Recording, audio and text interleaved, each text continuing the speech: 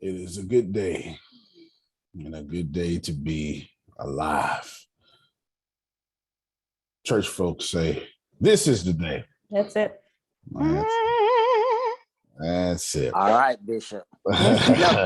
There's another one, Bishop. I woke up this morning with my mind straight on. That's it right there.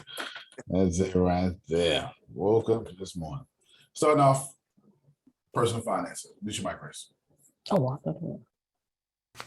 One of the greatest books to ever cover the subject of money and how to build wealth is The Richest Man in Bob by George S. Clason. The rules he writes about are incredibly simple to implement and with time will generate equally incredible results. These financial rules is really what separates the poor that lives from paycheck to paycheck from the wealthy that have reached financial freedom and have created a constant and never-ending stream of income, largely because they've made decisions based on these methods which I'm about to explain. So these are the 7 rules that will inevitably make you filthy rich. The first and most important rule is, a part of what you earn is yours to keep. Don't make the mistake that too many poor people make, which is to spend first and save later, because there will be nothing left for you to save and invest. If you are serious about building wealth and becoming economically independent fast, then the first thing you should do is to save at least 10%. Before paying your bills or buying useless shit, make sure to save at least 10% of what you earn. I've actually made a video specifically for this rule because I really think it's important and you can watch it here. The second rule is to control your expenditures. The best way to avoid building wealth is to have as much expenses as your income. And that's unfortunately an extremely common reasoning among poor people and a brilliant idea if you want to avoid becoming rich. Yeah, Blonders. That's a good idea. That's a good idea. And as I stated earlier, do you really need to buy expensive, useless shit every single month? If you think you will have trouble getting by each month because you save 10%, then you're not really serious about building wealth. Cut your expenditures, stop buying useless things just because you can and save that instead. You might realize that you can actually save a lot more than only 10%, and you are now ahead of the curve to reach financial freedom. The third rule is to multiply your money. The money you've been able to save following the previous rules should now be invested. Make that money work for you all hours around the clock and invest it wisely. I have covered this subject in another video where I explained the methods used by the top 50 investors around the world that I picked up from Tony Robbins in his book Money Master the Game. But you essentially want to diversify your risk, not the assets attached to the risk. I recommend the All-Weather Portfolio by Ray Dalio. This portfolio and its asset allocation is, after thorough testing and with Tony Robbins' own words, invincible, unsinkable and unconquerable. I go through the percentages for this portfolio along with other important rules and steps which you can watch here. The fourth rule is to protect your money. Warren Buffett's number 1 rule is to not lose money. If you lose 50% of your investment, it will take 100% to get back to even. And as you begin to acquire more money, you will have temptations to make riskier investments in order to make more money faster. And this is more than often a bad call and can bring devastating results. Make sure your investment is secure and avoid loaning or dealing in the private sector. Eliminate the element of risk and instead invest in indexes such as the S&P 500. Don't trust brokers or mutual fund managers that promises to beat the market, because 96% of actively managed mutual funds fails to beat the market over any sustained period of time. The market is referring to a stock index such as the S&P 500, and again, the wisest thing to do is to invest in an index, don't try to beat it. The fifth rule is to own your own home. Avoid renting your home as that's only beneficial for the short term. And as with everything financially, make decisions for the long term, be patient and let time do its magic. When you rent a home, you're paying for something that you will never own and you will only live there temporarily. However, if you take a loan to buy a home, with every payment you reduce the loan and you will eventually own the home completely. If you don't want to live there anymore, you have the capability to sell it, which is something you lack if you're only renting it. Rule number 6 is to ensure a future income. Have a separate savings or investment portfolio that you will not touch until you're ready to retire. Add cash to it every month and it will yield results for many years. It's kind of like your own personal 401k that you have full and complete control over. Don't let your government have full responsibility for your future earnings, but make an effort to create your own. and then reap the rewards of having both. The seventh and last rule is to increase your earnings. Increase your own quality and worth in your field. Invest in yourself and learn as much as possible. The highest earners are the ones who work on themselves equally or more than they do on their job. Apply the law of 3 and you will be on your way to increase your income at any age in any field. And you can watch my video on the law of 3 here. The law of 3 will help you double your productivity, performance and output within 12 months and sometimes even with. All right, we got those 7 rules. That comes directly from Richest Man in Babylon, in which we are in right now currently. I'm going to keep going here. I want to show you one more video before we get started. And I want you to remember that every single time that we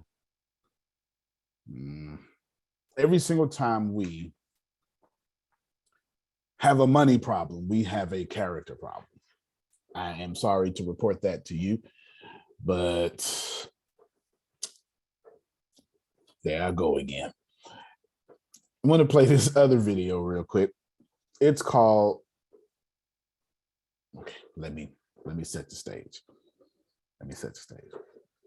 I want you to give to yourself first. Yes, outstanding. I'm going to show you what happens when you don't give to yourself first. In this case, I'm going to show you about tithing. And I know you preachers and deacons out there are going to be like, that's right. This is not a religious lesson. And as much as we want to hijack it and run with it and somehow these young folk don't tithe, I understand. But if you tithe to the Lord, yet do not tithe to yourself, this also applies to thee. You understand? Jerome remembers. That's why he don't do that no more. That's why he makes sure of it. So you're going to see a clever tithing video. It's going to last about 5 minutes. I'm going to have to narrate it for people who will listen later. But I'm going to narrate it.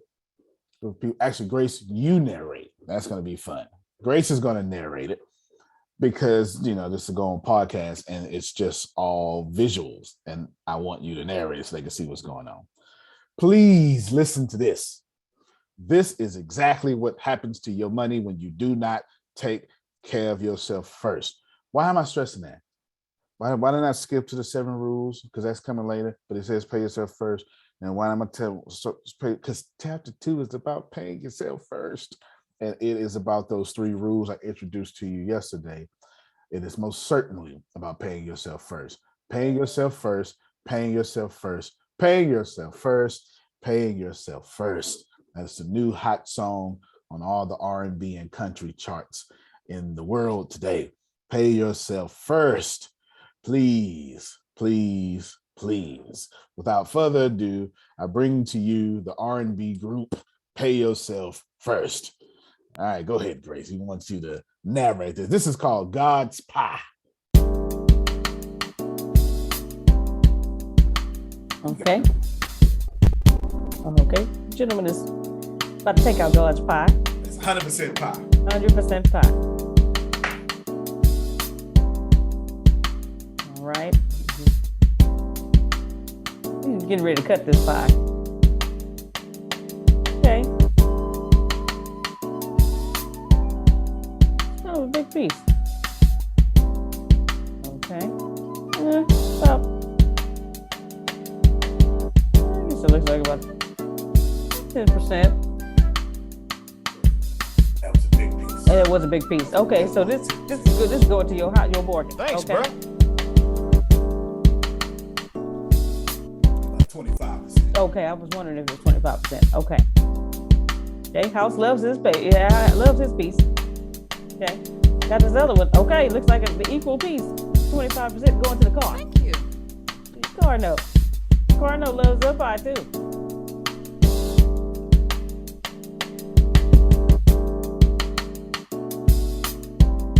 Okay, this is a smaller piece.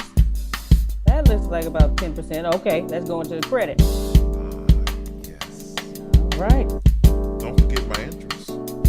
Uh-oh.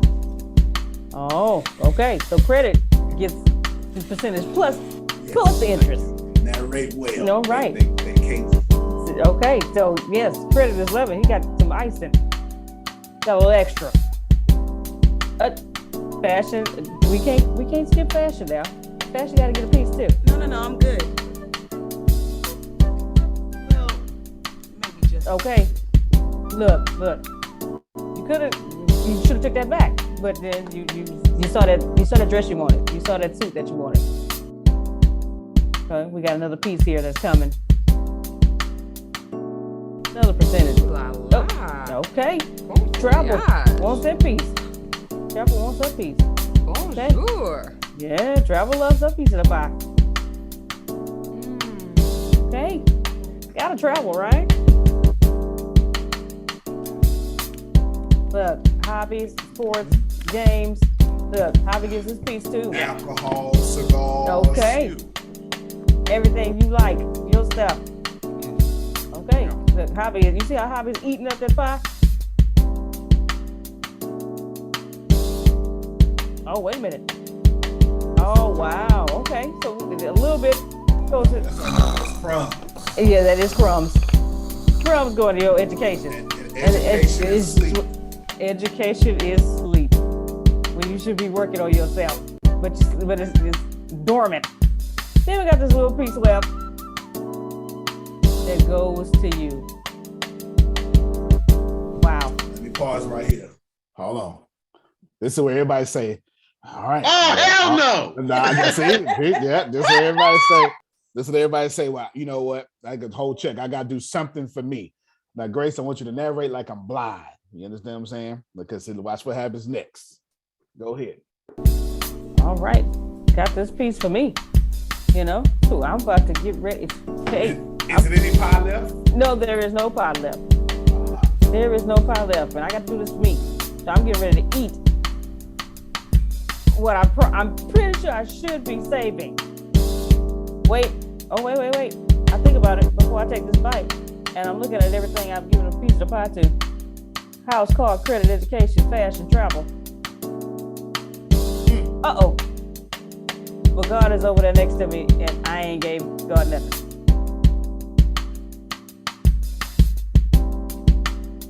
But ain't no pie left. And I'm thinking, and I'm looking at God. God ain't got nothing on his plate. God is looking down at his plate. Say, hey man, what you gonna do? And he looks at all of his expenses again. And he starts eating his pie for himself and said, and I am hiding my face from God, and I'm hurrying to eat this pie. Dude, really? And he's sitting close to God. All other people way away from God don't mean nothing with God. Far away. Wow. God is shaking his head, put his hand on his face. Wow. I'd stop right there. Listen, now, while that had religious implications, for this illustration, I ain't talking about religion. I'm talking about giving yourself 10%. When you do not take your money off the top, your money is treated like he just treated God. Please know, when he was eating the pie for himself, that was not 10% of the income. That's what was left over on some bull. All he was going to do was turn that money into some urine or some poo-poo, the same way y'all do. Think about it. All your money is turned into some sort of human waste. When you do not take from 10% first, you automatically, when it's time for you to do the right thing with your money, you look to what everything you did, and then you look at what you're supposed to do, and you go, I don't have enough left. Of course you don't have enough left, because universal law says that if you do not pay yourself first, you're never going to have enough left. This is not up for explanation. It is not up for any kind of conversation or argument. It is universal law. If you do not take it from the top first, you are in a different category of vibration, and that category is called poverty. And nothing in poverty lasts except poverty. We make it very clear. I want you to pretend that you were God in that video, and I want you to pretend that was your retirement account. That was your for Roth RA in this case, because that would be after tax dollars where this illustration went. Somebody said, "How dare you, sir?" Oh no! Yeah, I know. We ain't having no crap like that. Exactly. If you do not take your stuff from the top immediately, here's what happens.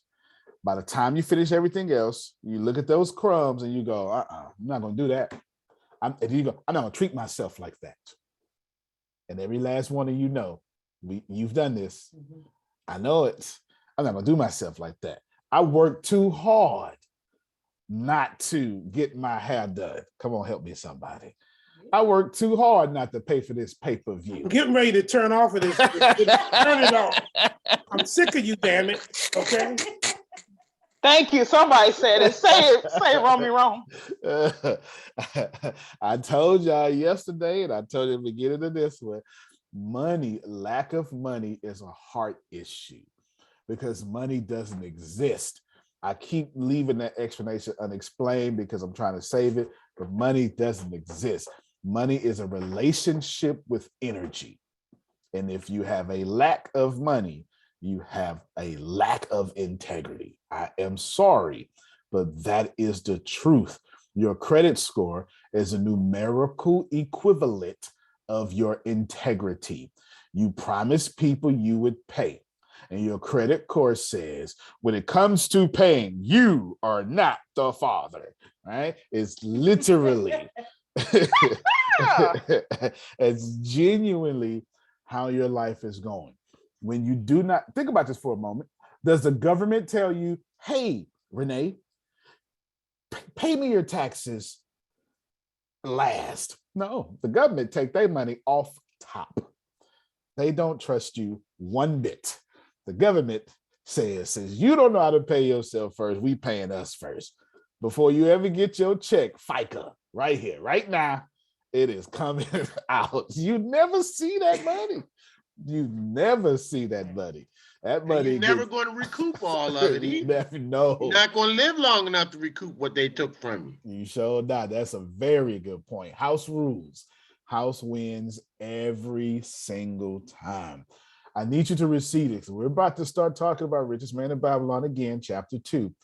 And it gives the 3 rules, but it is. So as I walked in here, Grace said, ooh, chapter 2 slaps you in the face. It does. It does. It does. It does. I'll show you looking good. Steve, is good to see you. It is absolutely, both of y'all looking good. They look like twins, don't they? Yes, yes, yes. Steve is now a young Black woman. There it is.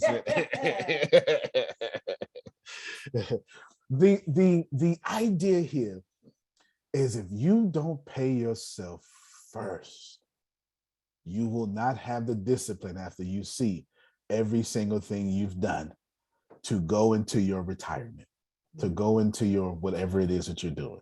You're going to spend your money like that guy at the end. It said me, the plate was for me. Oh, you're going to spend it, but it won't be me as in future me. It's me as in I can't delay my gratification. I can't delay my urges, so I'm going to enjoy this now. Please receive me, and I know I'm on everybody's toes. If you are not paying yourself first, you vibrationally put yourself on poverty's road, and that is why your money is behaving that way. Should you believe in tithing? Well, you should believe in tithing. If you're not believing in God, you don't have a choice but to believe in tithing. For you Christians and Muslims and Jews, you ain't got much of a choice, because let's just tackle that right quick. Sister Booker wants me to tell y'all this shit. If you believe in God, but you not tithing, then you don't believe in God. You can't even profess your faith, because what can you teach me? Tithing is, I have this, I freely let it go, faith, and I trust it's coming back, trust, and I know 100% God's gonna do it. That's your whole faith. That's your Quran summed up. That's your Torah summed up. That's your Bible summed up. And if you don't tithe, and you better not be no deacon or no preacher not tithing. You ain't even allowed to speak publicly. So for those of you who do see these spiritual things there, know that tithe, it means a lot. But if you are not tithing to yourself, you are killing yourself. Amen. My. At 19 minutes, we came out swinging. There's 2 videos. I don't know if y'all saw it. 2 videos. I'm telling you. People You better preach. That's it. So it's the book, you got it. I'm telling y'all, you must pay yourself first. And in addition to that, let me just say this, because I know it's easy to get caught up. Grace, when I met Grace, Grace is a faithful tither. But the Lord, she don't love herself. She didn't give nothing to herself. She gave it to her hat and all this stuff, you know what I'm saying?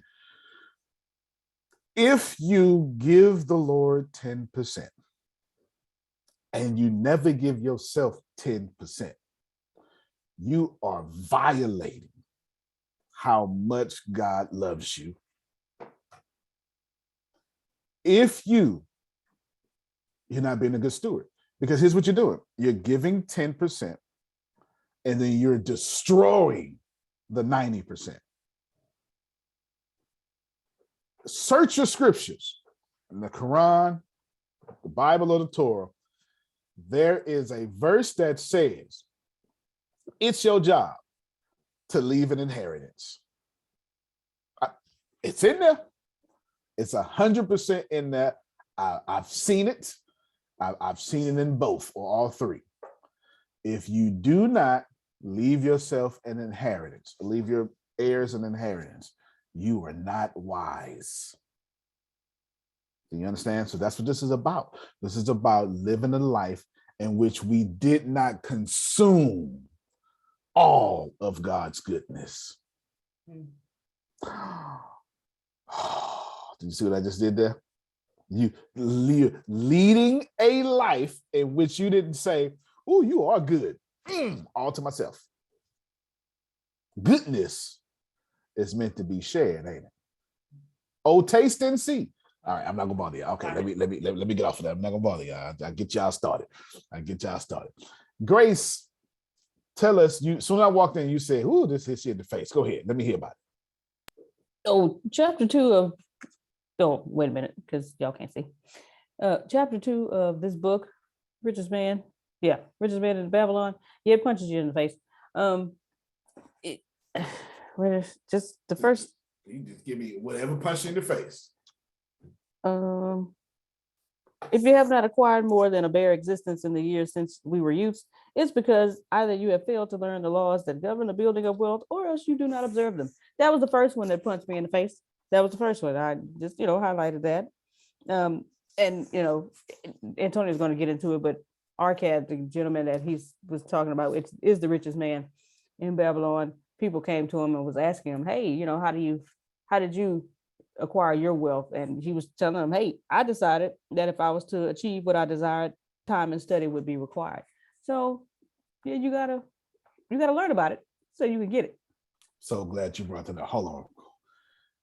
I told Grace this yesterday, and I'm glad she started reading. You should do that on your own. I didn't tell you to read. Look at you. You are growing up. Yes, look at you. That's what I'm talking about. She did it on her own. I'm glad she brought that part up because the strong part of chapter 2 is, the more you learn, the more you earn. Uh-oh. That's if chapter 2 has a theme, that is it. The more you learn, the more you earn. Now, everybody pay attention to this. I'm a Joel Osteen it real quick. Everybody pay attention. If you are not working diligently on making more money, increasing your skill set, and increasing your ability to earn, you are a sinner. I don't care if you of or not this or that of the church or whatever. I'm telling you that you are killing yourself. That's called the law of compensation. Don't worry about it. I'll have Bob Proctor punch y'all in the face in a little bit again. But besides that, listen very, very, very well. Have you taken a certification of any kind?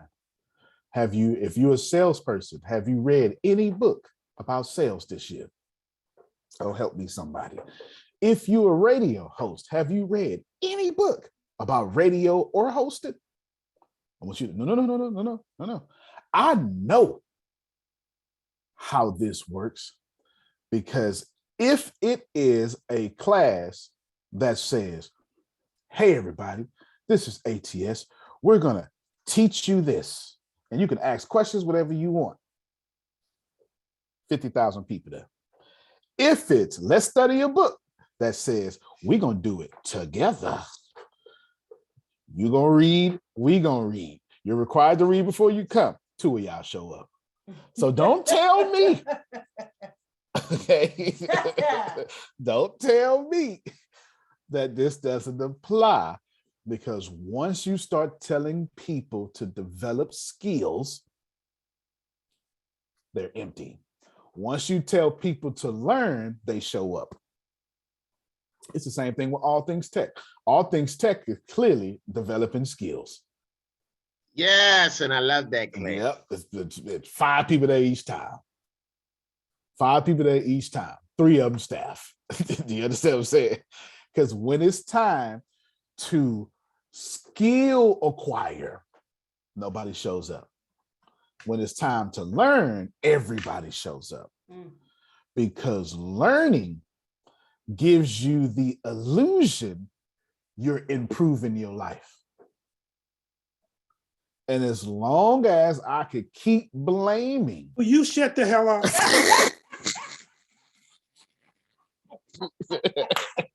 That's an appropriate response. I'm with Jerome on that one, sir. I'm just telling you. I do understand. I'm just telling you. Here's what happens. Grace is right. Arkad, they come to Arkad and say, Arkad, man, what's happening? And he tells you exactly what he said. As a young man, I said I want more. So I start learning how to get more. Then he drops his, yes, Alchemist. All right, go ahead. Go ahead, please. I'm glad you read. Somebody read. Come on. Arkad, before he became, he was telling his story of how he became the richest man in Babylon. I'm trying hard not to say richest man in the trash can, because that's always on the brain. But what page? I'll put it in the chat for you. Okay. Alchemist provides Arkad with the first lesson. Part of all you earn is yours to keep. That is the age-old saying that we've all heard often. Pay yourself first. It's simple enough, but if you don't take it to heart, make it a part of every action and put it into practice, you won't know the vast benefit of such a habit. As Arkad learned, paying oneself 1/10 of everything he earns teaches a man to live just as well with the remaining 90% of his earnings. He didn't even notice the difference. And before Alchemist talked to him, he was working as he was doing tablets And so Alchemist, he was a scribe. Scribe, thank you. I couldn't think of the word. He was a scribe, and Alchemist came and told him, "Hey, if you can get this done in this amount of time faster, I'll pay you more than what he normally gets paid." And Arkad tried, but he didn't. He failed, and he said, "Man, you failed. What is going on?" He said, "You know what?" Because he knew who Alchemist was. He knew Alchemist was really rich, really wealthy. He said, "Could you tell me how you produced all your wealth? If you do, I will stay up all night and get your tablets done." He said, "Okay." So he left, came back in the morning because Arkad worked all night and said his headache, the smell made his headache so much he could barely see, but he got it done because he wanted to know. And so Alchemist said, "You held up your end of the bargain, so I'm gonna hold up mine." And so this is what he started to tell him. Grace, you are making me so proud. Can y'all unmute your mic and clap for Grace? I mean, this is you. Who are you? That's what I'm talking about. That is what I'm talking about. Reading is powerful, but even if you don't read, you have YouTube now, and people will read to you. Did y'all? Okay, I'm not even gonna get on y'all because the text gets on you itself. Notice law that he said, "I fail, but if you teach me, I'll unfail." And before he knew he was going to handle his deal of the bargain, he went on ahead and did it anyway. I need you to get some. Okay, we'll come back. We'll come back to that. We'll come back to that, and we'll come back to that in a second. The first lesson is obviously 10% of what you make is yours to keep. Then later he says, what? Let's see, which one of you? Grace, you read so well. You just keep on reading. Later on, as Arkad has gotten into the habit of putting away that 10th, we learn the second lesson. Arkad built up a bit of money and decided, oh, this is crazy, as decided, but we do this, to take the advice of his friend, the brickmaker, to invest in some gemstones. Alchemist points out the folly of taking advice from a brickmaster about gemstones, as Arkad painfully learns by losing all of his savings. Why should he take advice from gemstones from a brickmaker? Lesson 2 from Alchemist: take advice only from those that are experienced in the matter of your questions. All right, so we got to talk about this. This is Arkad, the richest man. He made a folly. He made a boo-boo. What he did, he worked hard, Dolores. He took Alchemist's advice, law, and he saved 10% to where he had 10 months worth of savings or whatever it was. I can't remember right now. It was a lot. It was a lot. And it was hard work. And he lost it all. And let me tell you why I really like this. Because when I first read this, I remember saying, oh, hell no, I'm not doing that. Not the losing it all, because I've been losing it all. The starting over. How many of you, I need real folk, who said to themselves, I'm not starting over. Baby. That's it.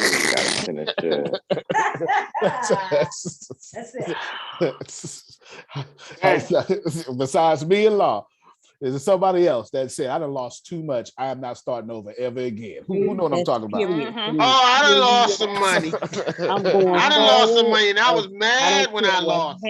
No, that's right. It don't matter. I'm not. Whatever it is, I can't start over. I'm not starting over no relationships. I ain't getting married again. Y'all know what I'm talking about. I ain't doing none of that stuff again. You hear me? I ain't doing it. I can't do it no more. And if you make me feel like I got to start over, I'm leaving you, whoever you are. Who know what I'm talking about? Okay. Okay. Thank you so much. I just wanted to make sure. So when I read this for the first time, I was in that place. And Arkad started over. Crushed and started over.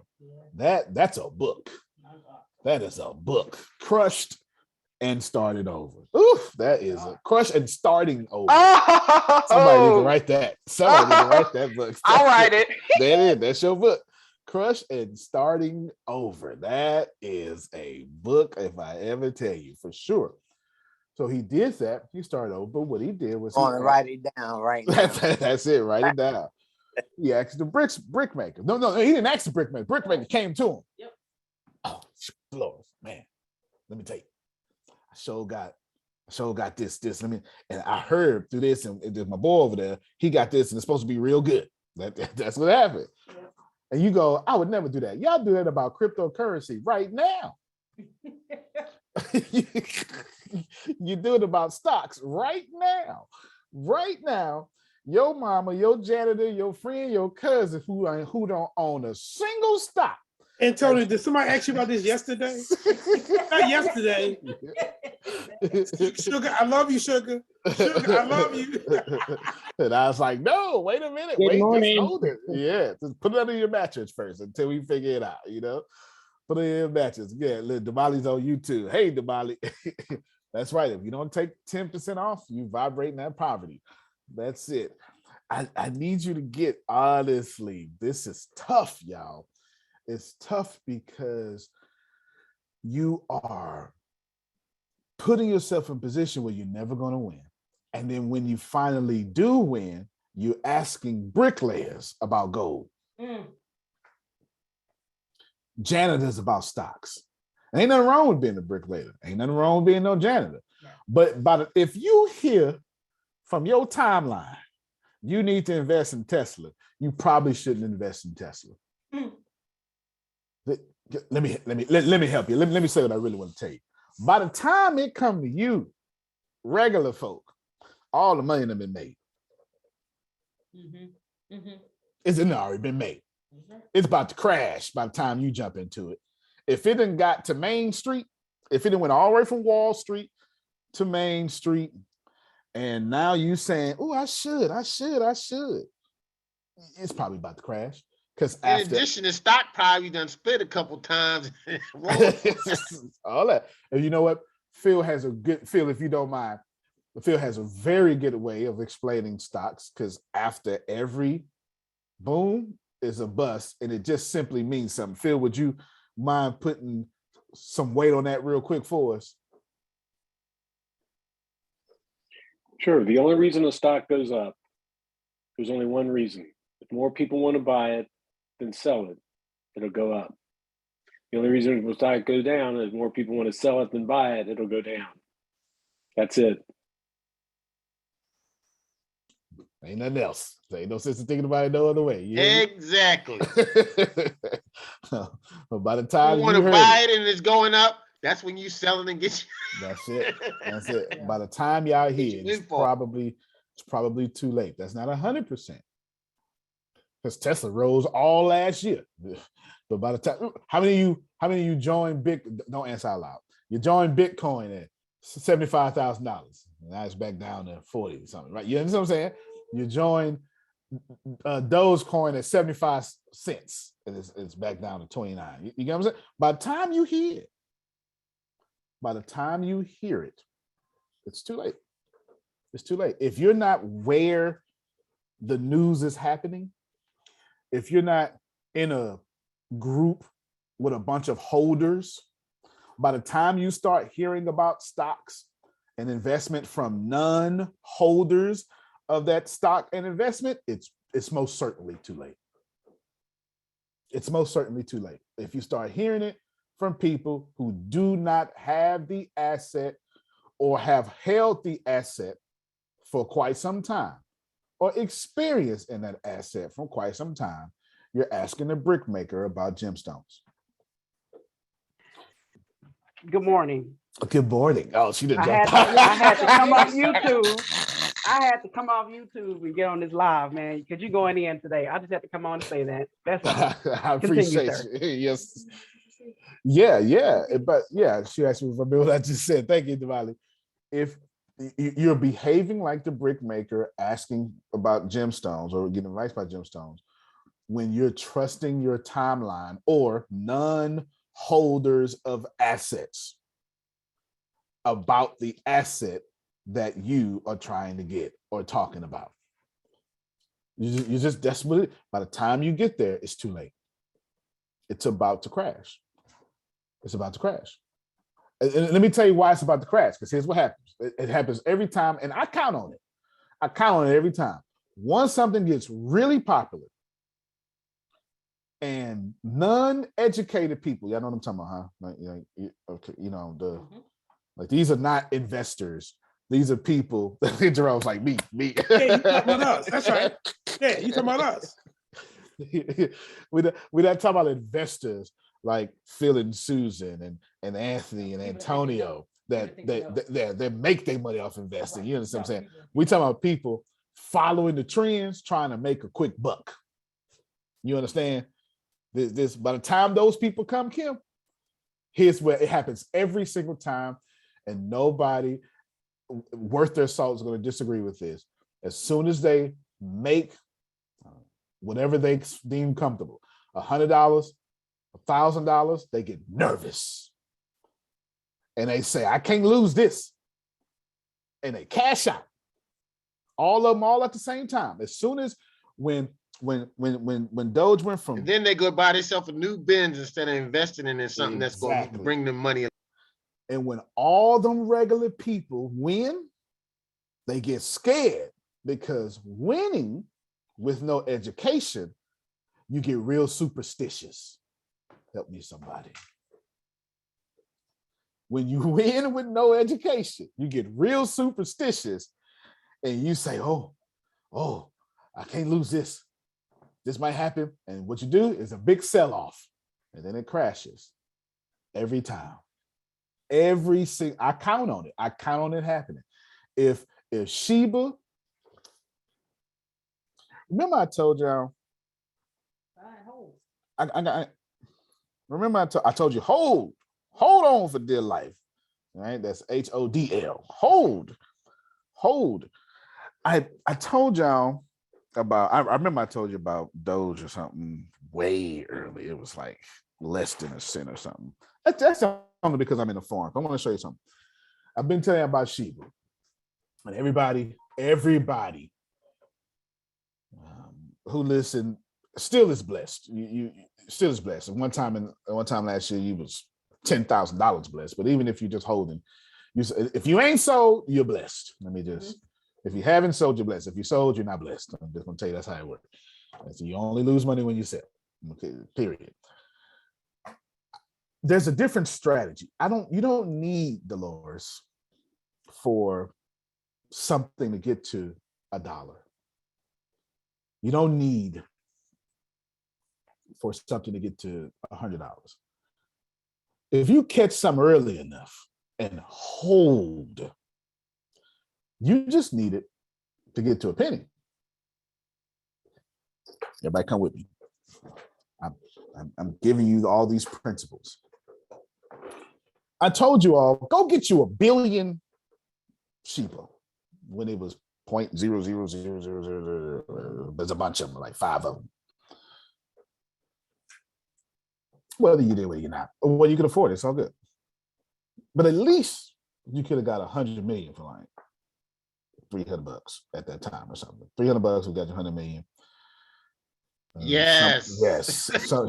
Sometime after that, it would have been $700. 100 million, and just hold. Let me tell you why I was telling you to hold. Here's a picture. If you have 100 million, this is Sheba. I'm not telling you to get this, but just pay attention. At a penny, you're a millionaire. Okay, I don't think they. Yes. Thank Yes. Thank you, Lord. I can't wait till it gets to that penny. Well, here's the deal. Don't take Sheba as what I'm talking about. The concept of what I'm talking about is what I want you to take, because Sheba may never hit that. That's the whole point of investing. It can, it can't. I'm not telling you it will. What I'm telling you is this concept that I'm speaking of has been alive.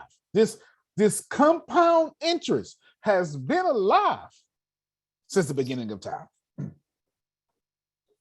I believe it was Einstein that said one of the greatest inventions, or the greatest invention of mankind, is compound interest.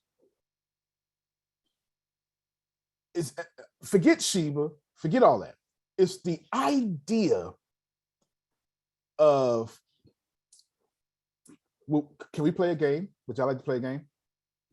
Let's play a game. Sure. I'm gonna cut myself off so we can play a game. Kim is a wise lady. And Grace is an arrogant. No, let me use Arshia. Because she's young.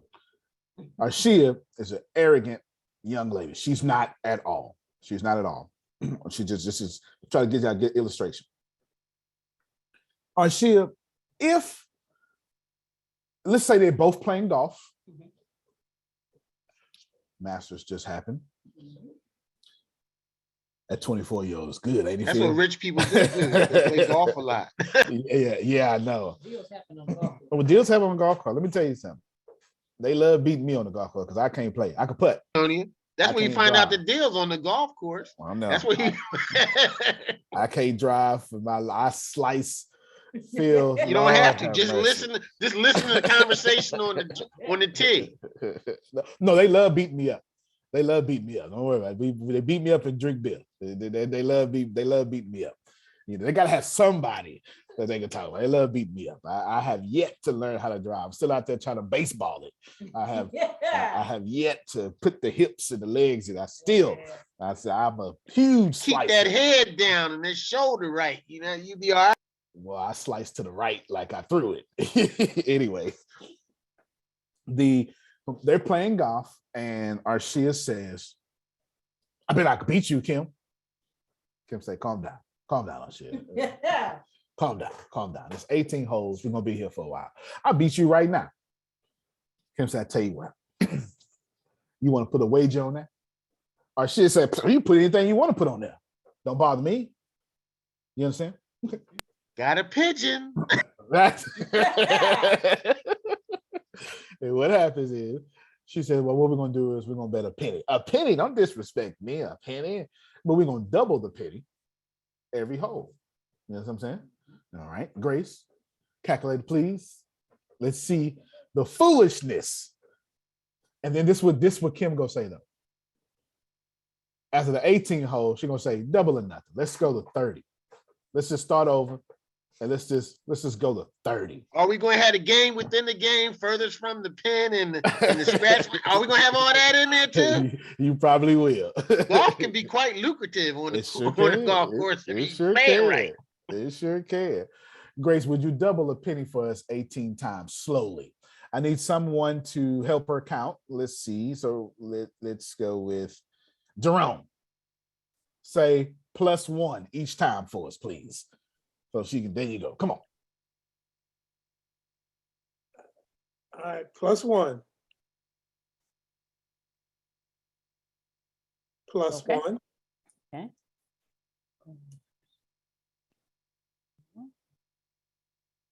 Oh, you make a tick mark. Okay, she got it on the finger. Okay. Keep going. +1. 8. +1. I messed up already. You fired next. Wait. Someone go back. Yeah, okay. Shucks. All right. Okay, +1. All right. +1. 2. +1. 4. +1. 8. +1. 16. +1.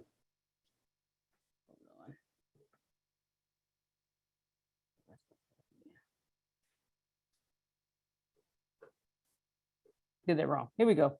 +0.16. There we go. Plus. There we go. Okay. Point. That's why I told you to unmute your mic. See, I could talk back and forth. 32. Okay. All right. All right. +1. Plus 0.64. Plus. Okay. +1. 8. Plus. +1. 2.56. Plus. +1. That was 12 cents. +1. 10. 24. Plus. +1. $20. 48 cents. +1. $40.96. Plus one. $81.92. Plus one. 163 plus 0.84 minus Thank you so much. 0.084 plus Well, I think this is 18. 84.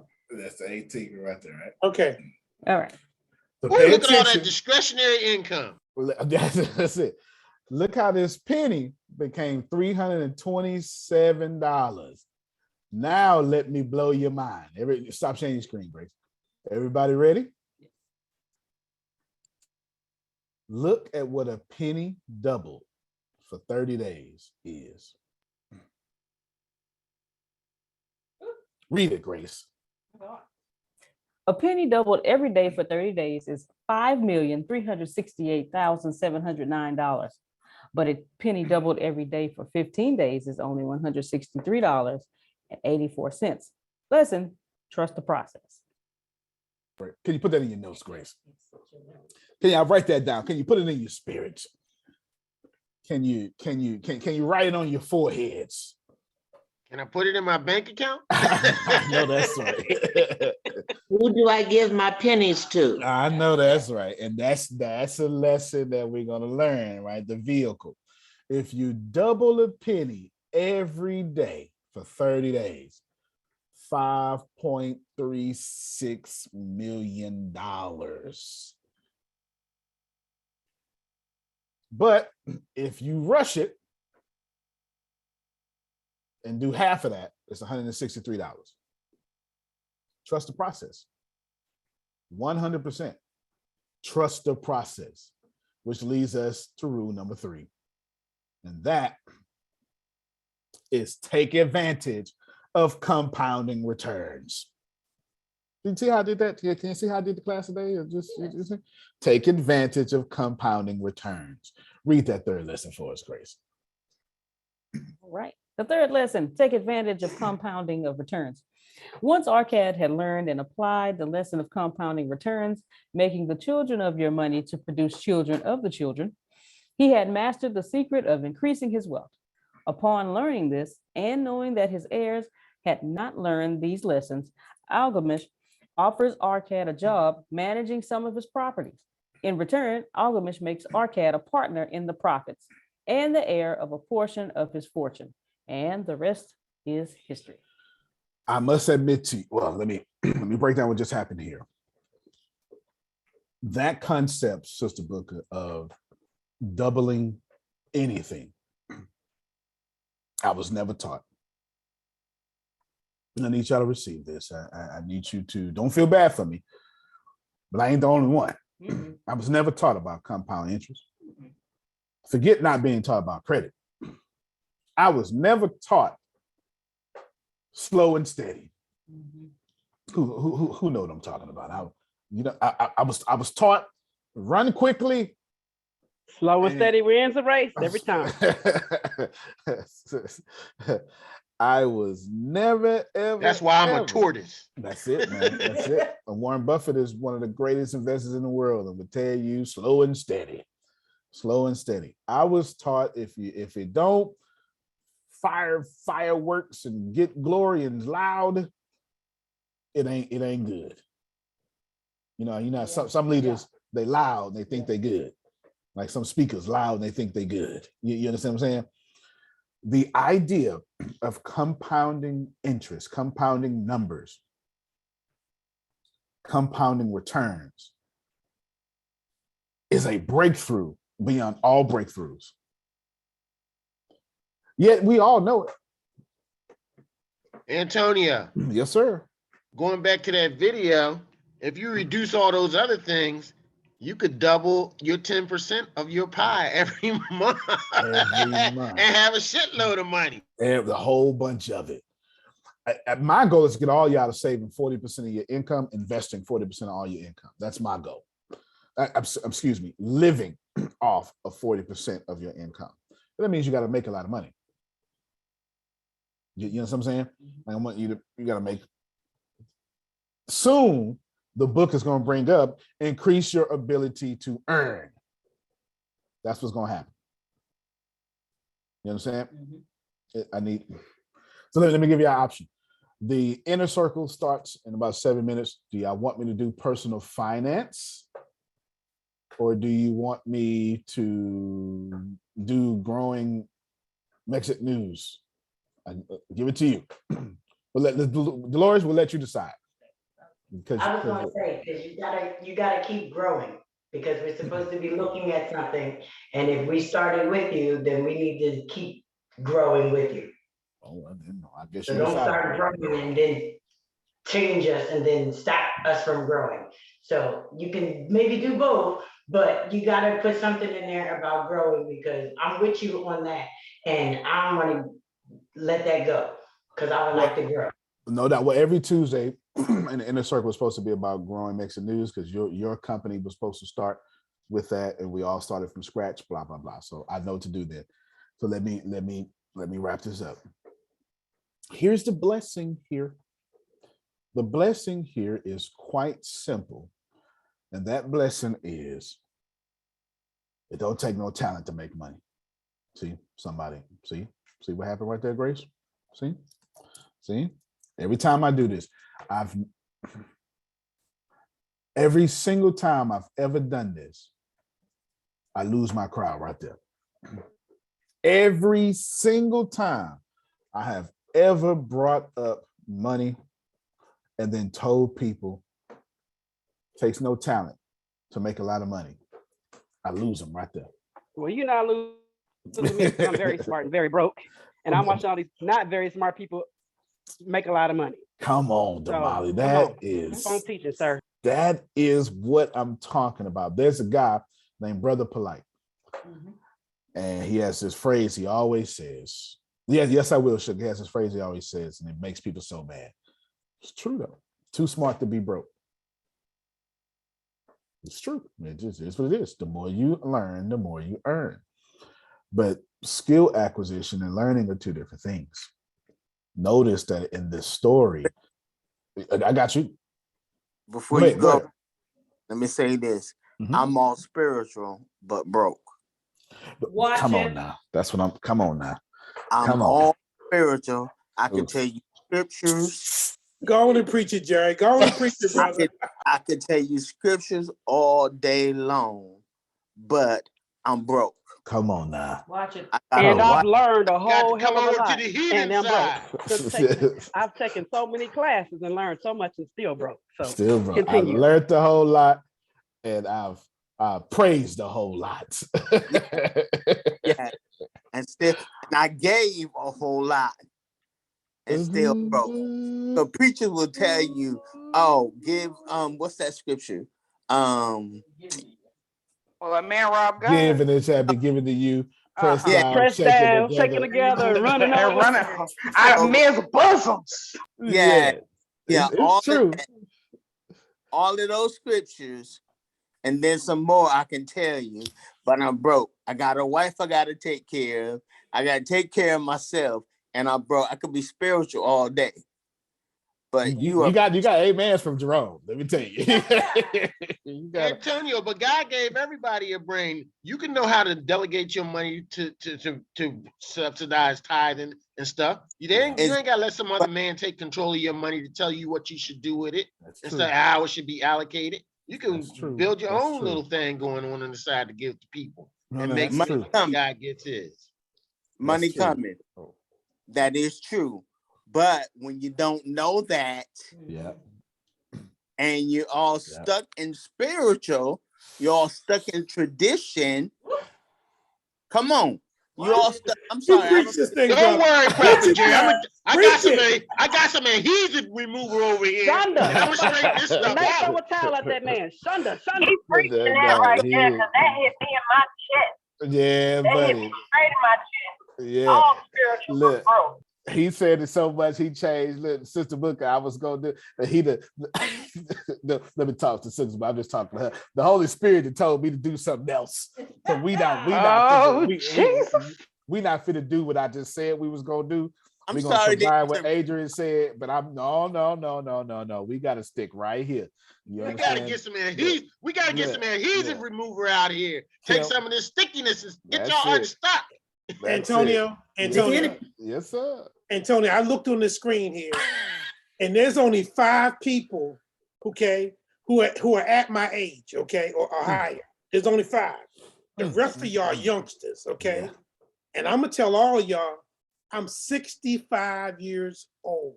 Okay, let's keep it 100. Okay, keep it real, man. I met Antonio 4 years ago. This what he's teaching right now, folks. And y'all heard me cuss a little bit. I don't cuss. Okay, he already taught this to me. Hello, and Prophet Jerry, I'm still broke. Hello, my brother, still spiritual. Can quote you them scriptures. Wait a minute, excuse me, them scriptures. Okay, hello. Oh, I can quote them. But guess what? What I realize is that programming is still there. And I haven't deprogrammed. Antonio done taught me what I need to know. I'm sitting there. Last month, I was successful with all he done taught. This month, when I got paid, I went right back. And then you know what I said to myself? I didn't have a damn choice in the matter. But you know what I just told my wife? She's sitting there on the chair. Some of y'all see her shoulder. You know what I told her? What he's teaching me right now is putting fire in my bones. Shut up. And I say, now you watch me. You watch me. I ain't got a damn thing to say. You know why? Because my harvest says, I don't know what the hell I'm doing. My harvest says I'm broke. My harvest says, to hell with this. But the knowledge that I've learned says, Jerome, it ain't up to ATS. It ain't up to Antonio. It's up to you to get up off of your ASS. You can preach. You can give all the scriptures you want. But until you follow them principles, you're going to stay broke, Negro. You're going to stay broke. That's right. That's right. Oh, and Antonio, one more thing. No, you take your time. You sent me a message yesterday through one of your conduits. Okay. Oh, yes, you did, sir. Okay. Do that. And when I hung up the phone, I didn't understand what you meant by that message. So, sir, you owe me a phone call. Not your conduit. You owe me a phone call because I said to myself, if I didn't understand that damn message, then I'm missing something. And I'm too damn broke to keep missing stuff. I know that's right, Jerome. All right. And I shall submit, sir. Yes, sir. I have a question. I have a question real quick. So that's what we're going to do. I'm about to move into Q&A. And y'all got me from growth and money and personal finances. That's what we're about to do. Go ahead, Yolanda.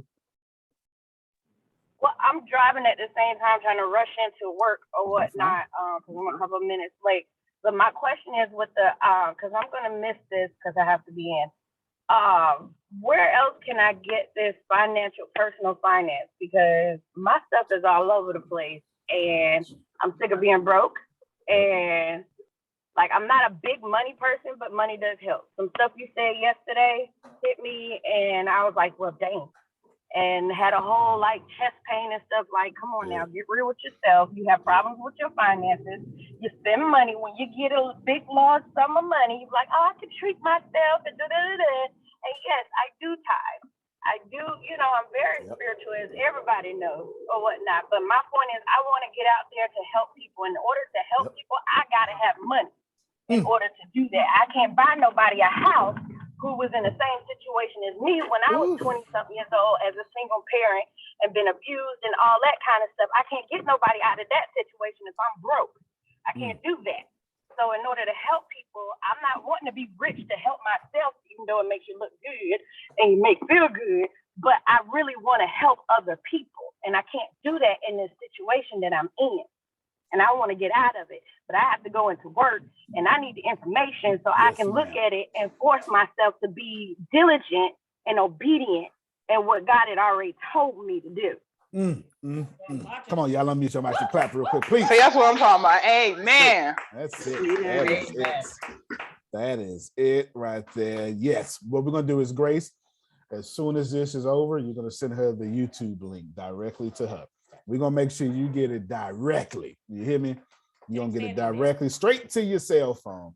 You ain't going to have to look for it. Yeah, we got you. Thank you. We got you for sure. There is... Oh, crap. No. Sorry, Ahead, Antonio. And Prophet was like, Renee, don't forget your question. Don't forget. Because I had a question I wanted to ask you yesterday, and then okay. Hold on real quick, Renee. Hold on real quick, Renee. So we're entering to another class now. So basically, this is a 3-hour block of teaching. It was one and then another class. We're going to stay right here and answer all your questions. I'm not holding you. The other folk would have been here already. If you need to leave, please, by all means, go ahead and leave. But we fit to follow the Holy Spirit. Do you understand? Okay, go ahead. Go ahead, Renee. Okay. Now, you had mentioned yesterday about how we can get out of debt and everything, but for couples, that is, so you said 10% for ourselves, but since me and Jay are married, would that be 5%, or would everything be different, or would it just be on an individual basis? No, ma'am. If y'all got 2 separate incomes, you do not divide. You know what I'm saying? You multiply. Right. That means 10 for you, 10 for him. You understand what I'm saying? Yeah. It's 2 pies. This is a very good question. You do not treat your marriage finances as 1 pie. I'm finna go all the way against the grain. I'm finna go all the way against the grain. It's 2. When it comes to marital finances, it's 2 pies sitting on top of each other, and y'all double-decking them slices. You hear me? Oh, I like double-decker pies. Yes, I'm not saying it's 2 pies with 2 different intentions, 2 pies for 2 different people. I'm saying it's a double-decker pie. It's sitting on. So when it's like a 5 stack of pancakes. Oh, stop cussing, Antonio. Yeah. 2 pancakes for you, 2 pancakes for him. They sitting on top of each other. It's a 4 stack, and you cut them like that. Your finances should be see the way it worked with. Go ahead. The way it worked with me. About to get in trouble. Yeah. The way it worked with me is my pie is all the house pie. Her pie is her pie. I know. My pie is my pie and our pie and all the pie. And if anything happened, all the pie. And if I can't do all the pie, Kim, I feel bad, figure it out, so I can do all the pie. Your pie is for whatever you want to do with what you want to do with it. It still sits on top of the pie, but you should never have to dip in my pie for you to do what you want to do, because my pie is our pie. Because I'm old school, Jerome. Oh, you cutting, Antonio? You cutting? Do you understand? I'm old school. I hung around old men and played dominoes, and the old men said, "Now, if you're gonna be with a woman, you need to make sure that woman is a woman." Do you understand? When her gas is low, she bring you the keys. No matter if it's raining or cold, you get your butt up. No matter how late it is. You go all the way to the gas station, fill her car up. Come on, Sister Booker. And you bring it back. And she never should have to pump gas, because women don't pump gas. Women don't open doors. Women don't pump gas. And a woman should never be the man and the woman of the relationship. I'm old school. My God. I want to hear from Jerome. But I'm not trying to bother. Doors of the house are open. I'm not trying to bother about it. All right. Now we gotta attack something real quick that is so difficult. It's easy for me to attack it. But it hurts y'all feelings. There is no such thing as poor righteous teachers. You cannot be poor and righteous. This is why Prophet Jerry lit everybody on fire. You can't know the scriptures and not have fruit. Watch it. That's not now. And unfortunately, people like me, Sister Booker, convinced you God will have you be holy and in poverty. That's my fault. Why is that always the reality, though? Because you mean more to. Now I got you. Because you mean more to my local body as a sheep than you do as a partner. Watch it. Oh my! Somebody had to say it. That was tough, but somebody had to say it. I bet you don't nobody over 65 disagree with what I just said. you need more, because as a shepherd, I need sheep. And I don't need my sheep growing up. Watch it. Because my wealth is in having sheep. I can't have you growing up and starting your own community over there. What I'm gonna do with this community? Having cars, having money, having houses. This is why a lot of they're saying amen, but then we're broke. This is why a lot of sons. This is, if you think I'm wrong, I want you to pay attention to something. There was a young preacher in Galveston mad at one of the older preachers, and the truth is, he's not somebody, Margie, that you trying to go listen to. he don't have he needs some humor consulting. Do you understand what I'm saying? He needs to be on the Monday and Tuesday call. Him can't preach his way out of a paper bag. Oh, Jesus. And he was mad at him. He was saying all sorts of stuff. And I said, look, you know me, Jerome. You know me. I stood all I could stood. You understand what I'm saying? And you told him the truth. I had to tell him two truths. I said, one, I don't like no preacher that talk about preachers. That make me nervous. That's the first thing came out my mouth. You know what I'm saying? I don't care if you don't like Joel Osteen. I ain't never supposed to know about it, preacher. You know what I'm saying? A preacher ain't supposed to talk about no preacher now. I'm old school. You know what I'm saying? That's the first thing I said. The second thing I said was, Galveston's kind of small. And the one person you don't like is the one pastor in all of Galveston that has sons in the ministry pastoring churches. Seems to me, if you're going to be a pastor, you ought to produce other pastors. And the one you say can't preach got 3 sons pastoring churches. The ones you like got nobody pastoring churches. Seems to me you think a big deal about preaching when preaching wasn't the cornerstone of the gospel.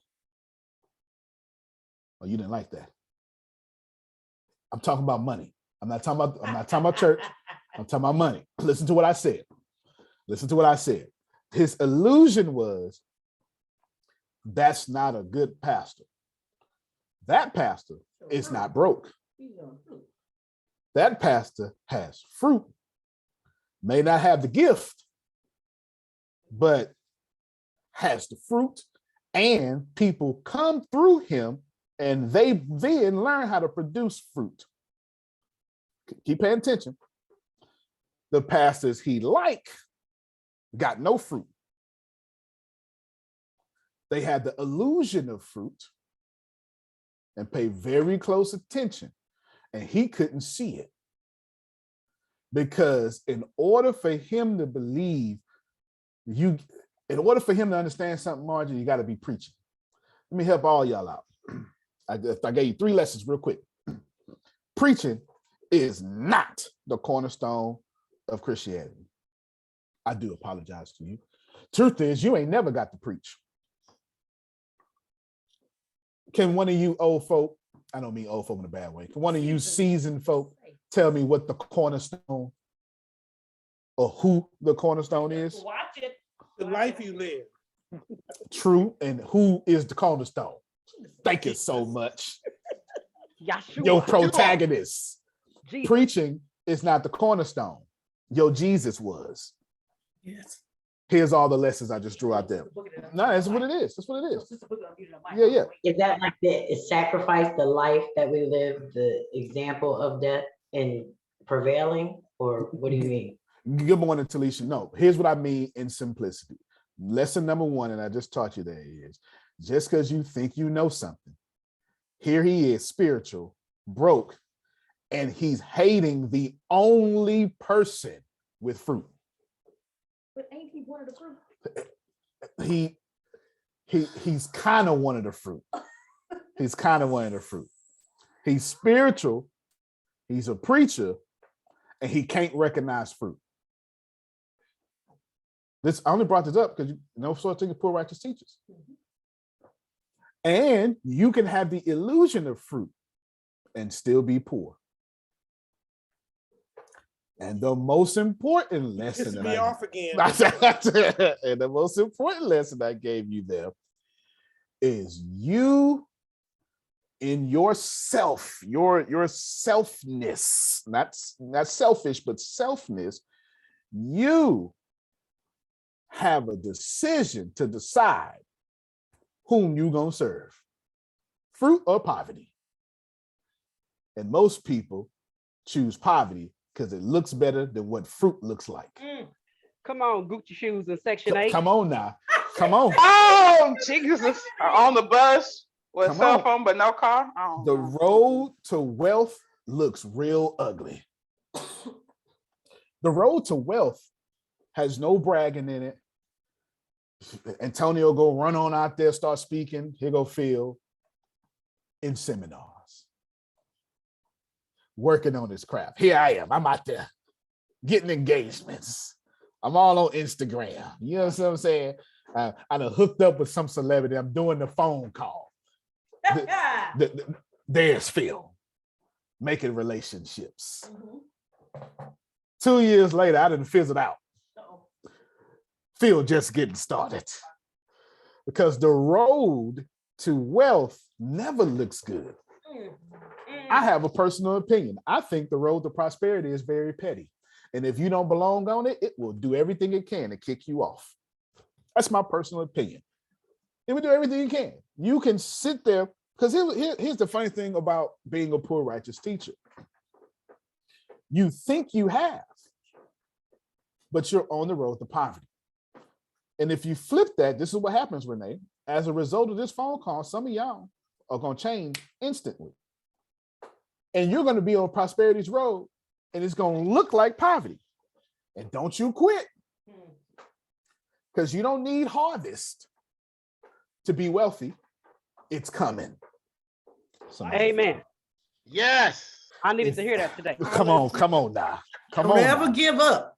Whoop. Watch this. Oh, Jesus. Don't you grow weary in good doing now. Just stay the path. Just stay the path.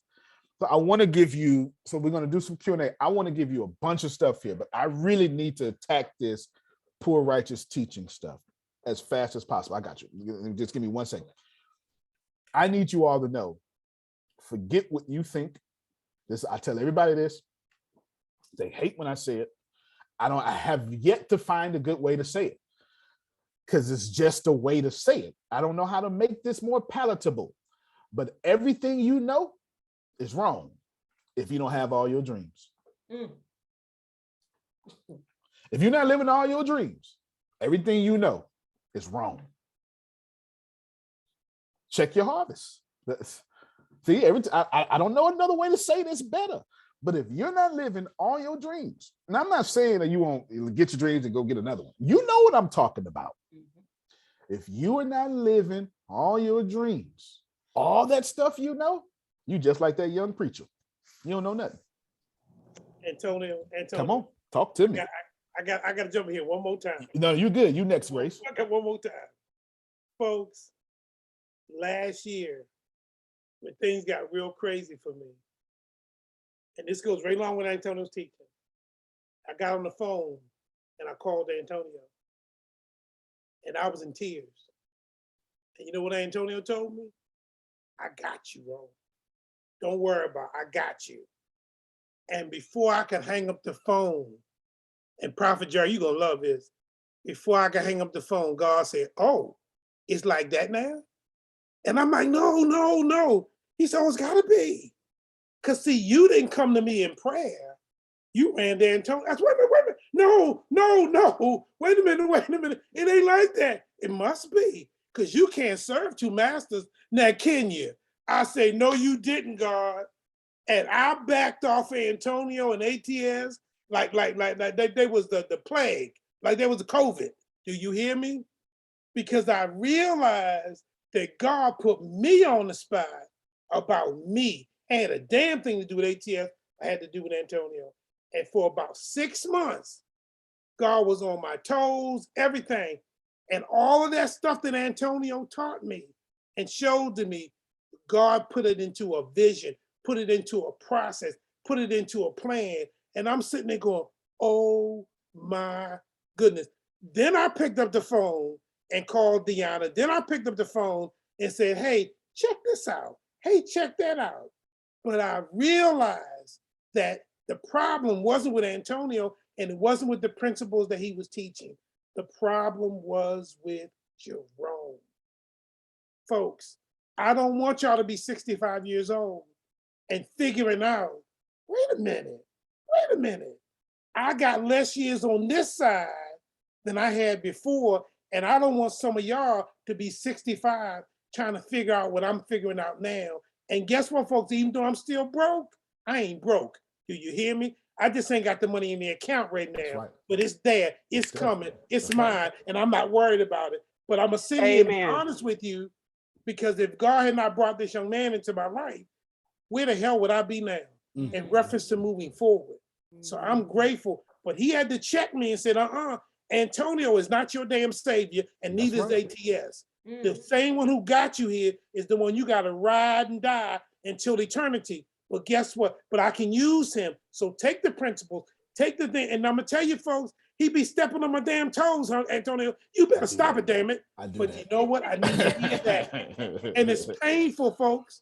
But unless you face the truth, until you acknowledge it, you can't do a damn thing with it. You got to acknowledge where you at so you can move forward. And it's not comfortable, but it's necessary.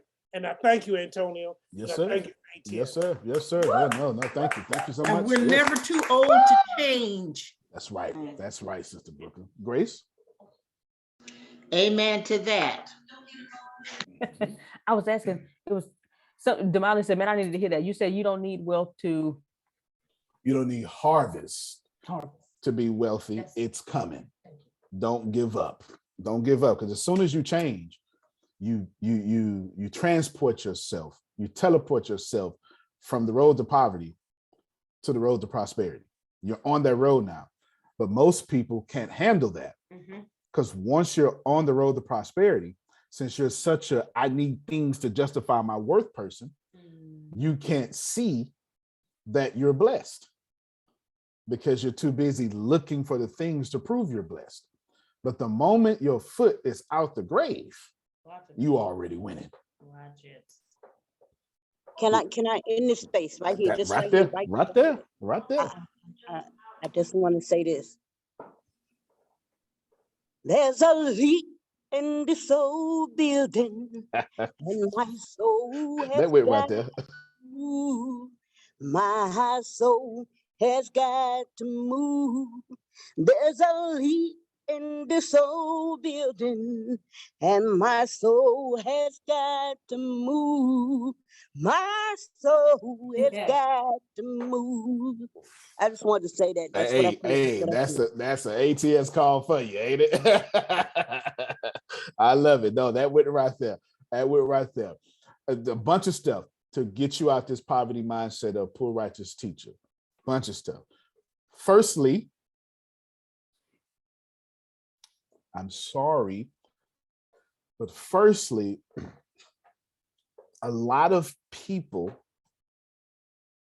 are poor and in the church. My deepest apologies. This is not necessarily an Islamic issue. It's not necessarily a Jewish issue. It is near universally a Christian issue. Not only, but it has a lot to do with it. And it stems from your idea that Jesus was poor.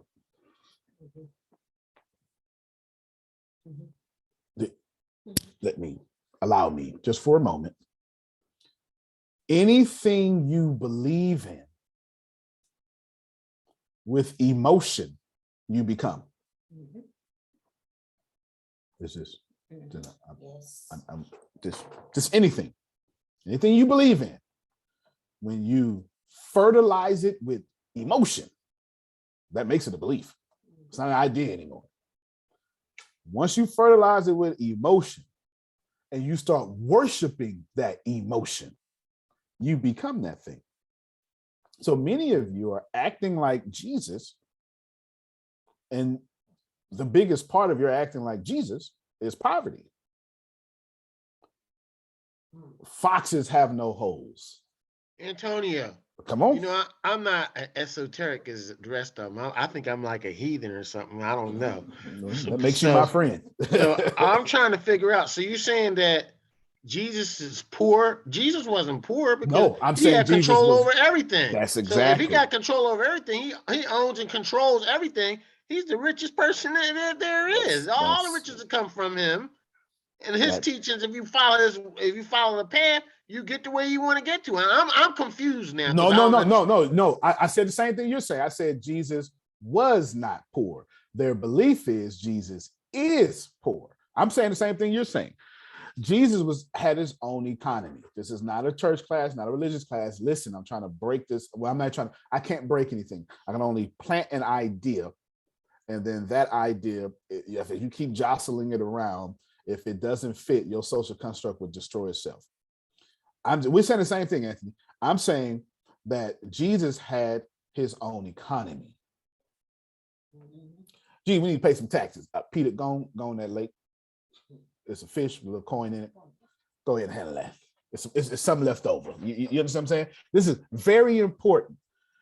The idea of being poor and choosing to be with poor people are not the same thing. Oh, yes. Okay. Go ahead, Prophet Jerry. In that space. Yes, sir. I did a Assemblies and Wonders today, and I did it yesterday too. I saw yesterday. I didn't see the days. But in talking, you know the scripture where it says, because I want to correct it, go back either today or tomorrow to correct what I said. And I did mention your name, that you are a theologist, so you would tell me. Let us make man in our own image. Right. Now, when you say let us, that wasn't just God talking to himself. It was Jesus too, but Jesus wasn't on the scene at the time, correct? Or no? No, that's all correct. That's Genesis chapter 1, verse 26. That scholars use that as the first sign of the Trinity.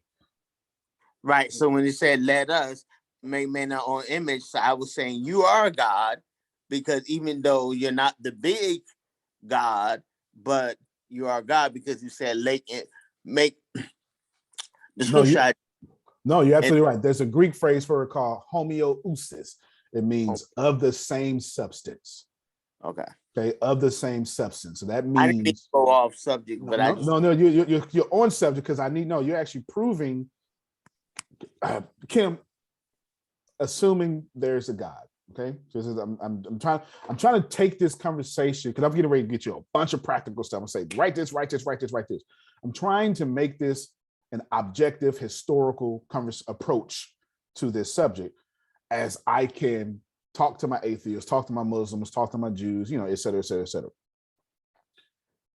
Kim, assuming there's a God, is God broke? Can God be broke? And are you of the same substance of God? Therefore, you can't be broke. Watch it. And if you are broke, you are separated from God. And sin is what? Separation from God. I sure wish I had Sister and Jerome right around here. You understand what I just did? Right now. You see what I just did? Yes, I'm glad you clarified that, Antonio. Because I'm a Christian, but I don't see nowhere in there where God tells me to be broke. No, sir. And I'm not going to be. He wants us to prosper and be in good health. Come on, Sister Booker. That's it. That's right. That's it. No. If you are of the same substance, this means whatever this cell phone is made of, the back of this cell phone is made of it, the inside of this cell phone. The only thing that this cell phone is not made of is the case. And I'm telling y'all, this case comes off, and that should be your poverty thinking. Because the rest of this cell phone is of the same substance. This case is not. This case is separated from apple. It's not of apple. It is not of the same substance of apple. Therefore, it is separated from apple. And every Christian on planet Earth says, what is sin? Sin is separation from God. And if you have low self-esteem, you are separated from God, sinning. If you have no money, you are separated from God, sinning. And your idea of having no fruit is being separate from God. So you not being wealthy or independent or at least self-autonomous, you are the biggest sinner, not them sins you see in people, not the 15-year-old pregnant girl in the quad stand. Watch it. That is not the real sin. The real sin is you judging that one because you can see that sin, but you go home dwelling in a tabernacle that you can't even afford. Watch it, sir. That's sin. To do anything that is according to Christian beliefs. You know what I'm saying? I'm not saying this is true, Steve. I'm saying this is true in Christian beliefs. Do you understand what I'm saying? You cannot be a poor righteous teacher. And Jesus, and nobody, Elijah was broke. Raven said, no, you're not. Let me feed you 3 times a day. You understand? Like, find somebody that God used in the Old Testament or because I'm talking Christian, Old Testament or New Testament. Find somebody God made sure, even in their poverty, they were in it but not of it. Those are 2 different things. Now, don't celebrate when the preacher tell you dying in sin and dying for sin is 2 different things, and you shout for that. All right, then you know what?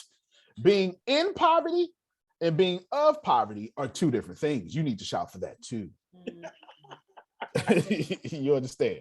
You need to shout for that too. So here's the first thing I want you to do to break this mold of I'm spiritual, but I'm broke. I learn a lot, but I'm broke. The first thing I want you to do is I need you to understand, it's been said before, that people's biggest mistake is they never set goals high enough. Typically, when you set goals, you set them from your human side, but you are of the same substance, sugar. Watch it. Oh, you don't want to hear me. You are. They gonna call me. There's a movie me and Deanna love to watch. It's called V for Vendetta. And at the very beginning, he does this bunch of this great dialogue, and she goes, "Are you a crazy person?" And he goes, "I am quite sure I'm quite certain they will say so." Right? And this beautiful part. I am sure they gonna call me crazy. You hear me? I'm sure they're gonna call me crazy. Oh, y'all don't want to play with me. That's all right. Let me help you out real quick. I'm gonna take you. I'm gonna take you to Assembly of Wanderers real quick because it's pretty much done now.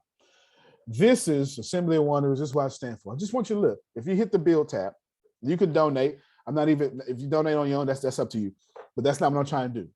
Assembly of Wanderers, great expansion, and it's a beautiful thing here. But tell you where it all began. What I began for years, for decades now. I prayed with Muslims. I sat with shamans, did baptism, all sorts of stuff. I was just a weird person doing mission trips in all sorts of places. That's just what I did. So that's what you see an old picture of that. And then what is the great expansion? Just check this out real quick.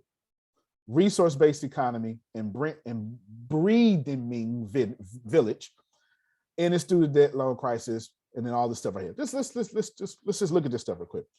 A resource-based economy. And it's a long explanation here, a very long one, because that's what it should be, okay? What it's about. This means I want to create a whole city in which people, and money doesn't exist, and people have equal rights and passage to the same resources. This is a community that is about nothing but natural healing and is isolated within the city. So when you're there, all you do is you take alternative healing for your stuff. I'm purposely, it's a good explanation here. holistic medicine, physical, emotions. It's a good explanation here.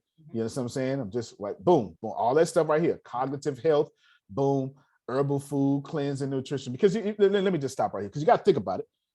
If the liver cleanses the body, and you got toxins in your body, then you got more toxins than your liver can handle. That's it. That was common sense. You know what I'm saying? Therefore, there's some things we need to do to cleanse not only your liver, but the toxins. And all medication does is simulate harmony. Meditation makes harmony. We're going to come back to that. Don't worry about it. And food and everything in the world today has this certain vibration. This pay attention. I brought this up because I'm saying your biggest thing that you do is you set goals too low. This boy, this little black boy, said, "Oh, we're gonna start a whole city, giving it all away." You gonna start a city? Yeah, we're gonna start a city. We're going to let everybody have equal resources. Really? That's crazy. And they gonna call me crazy, Sister Booker. You gonna have a whole village? Yeah, it's crazy. But I ain't done yet. Listen, I'm not even done yet. I'm not even done yet. When you come here, student loan, you can't mess with student loans. Biden having trouble right now with it. I don't care nothing about that. And right here, all this is long explanation. All long explanation. This right here, long explanation. Computer stuff. Since we got to learn it, what we're trying to do is teach it to others and you see it right here. It says we teach computer science to low and middle class families and individuals and have discounted a 4-year program that costs only $5,000 in total. Your donation here can be a scholarship for each person who wants a certification to change their lives for their family and their communities. So what we're trying to do is have the full, we're already doing this actively. We got the full computer science program for $5,000. Okay. And you can see it right here, artificial intelligence, computer engineering, all that. You can read it yourself, augmented reality, mixed reality, immersive reality, etc. And then here's what you're gonna learn, Java, here's the language you're gonna learn, JavaScript. It's all right there. You can read it yourself. I'm not even trying to promote it. You read it yourself. Then game developer scholarship. All right, we're already making games. Why are we doing this? Well, since the book, it makes sense because, Antonio doesn't necessarily like asking people for stuff. So we just gonna go ahead and make it. You understand what I'm saying? So we're avid game developers, and what we're doing, we're teaching other people how to do the same thing, et cetera, et cetera, et cetera.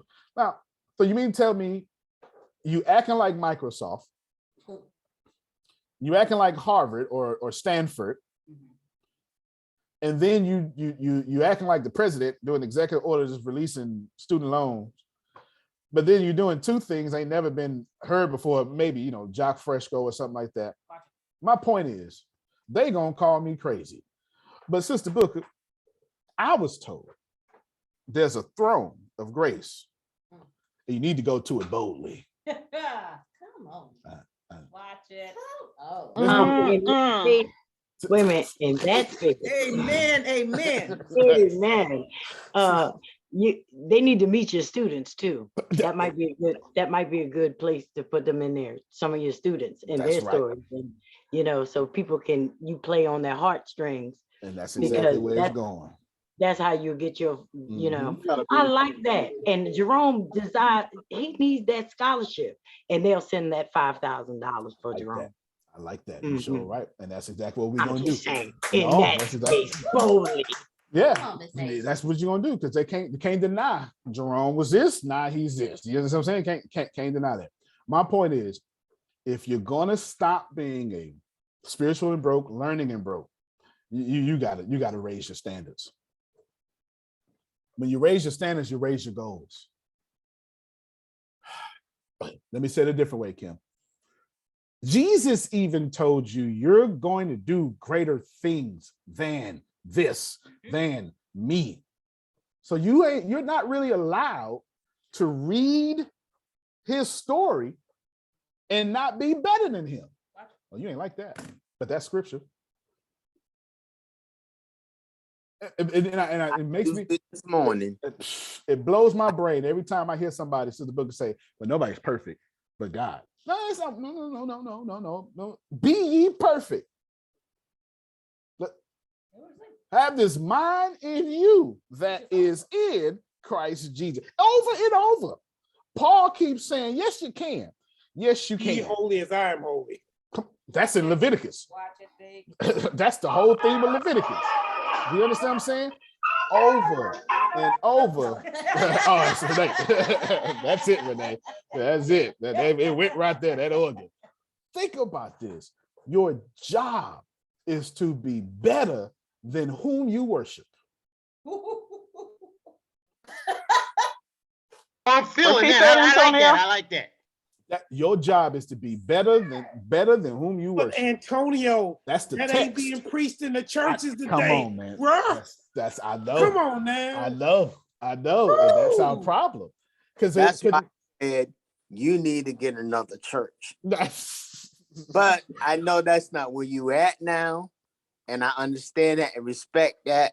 But Bishop, you need to get another. We'll have a little section of the Assembly of Wonders for it. That's what we'll do. We'll have a little section for it for sure. Because that is the plan. I actually recorded some yesterday. Very good.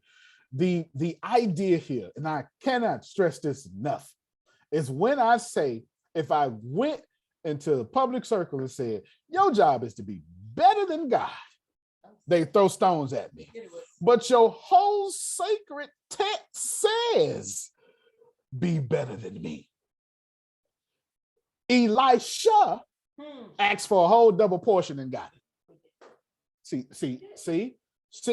See, Elijah is who was transfigured on the mount. Elijah is known as the greatest prophet to ever live. But Elisha was 2 times better than the greatest prophet. Yeah. Watch it. Christians, if you allow me, your God keeps taking prostitutes and making them holy. Come on. Amen.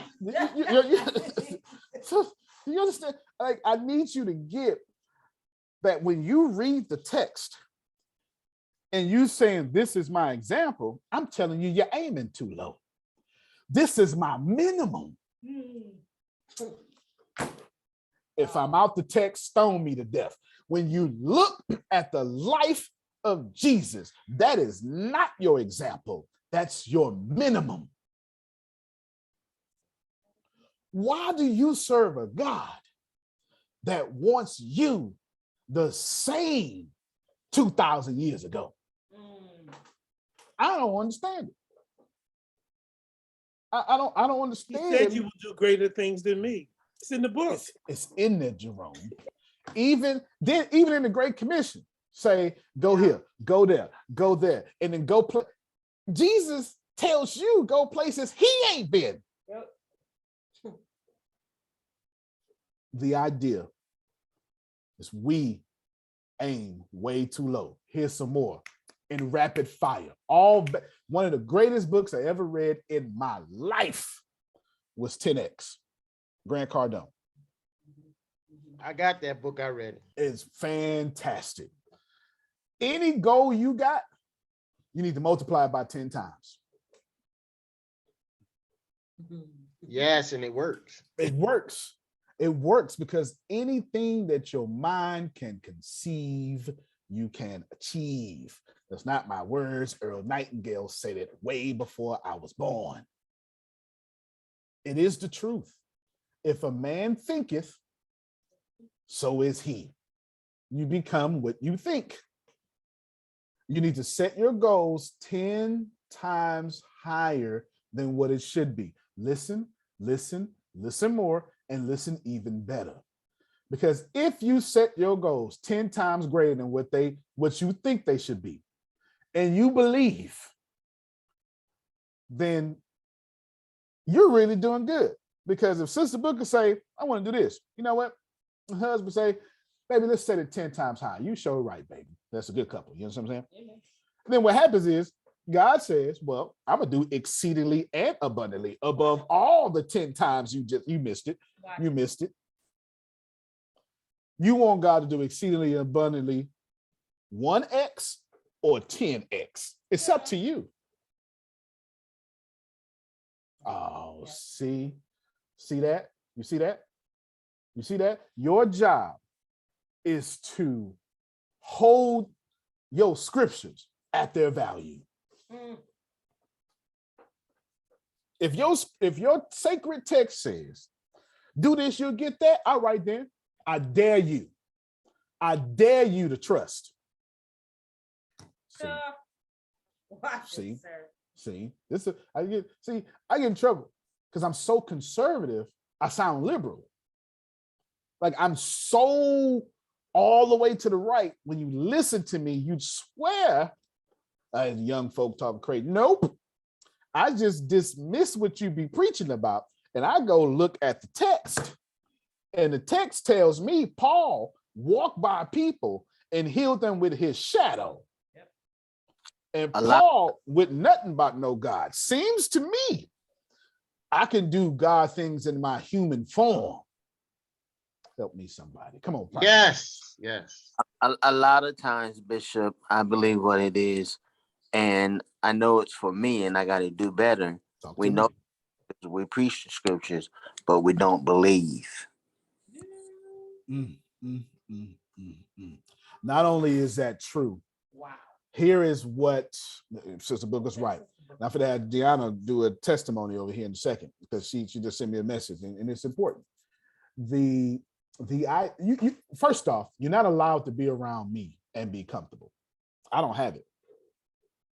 I think that's a bad friend. If you are around me and you are comfortable,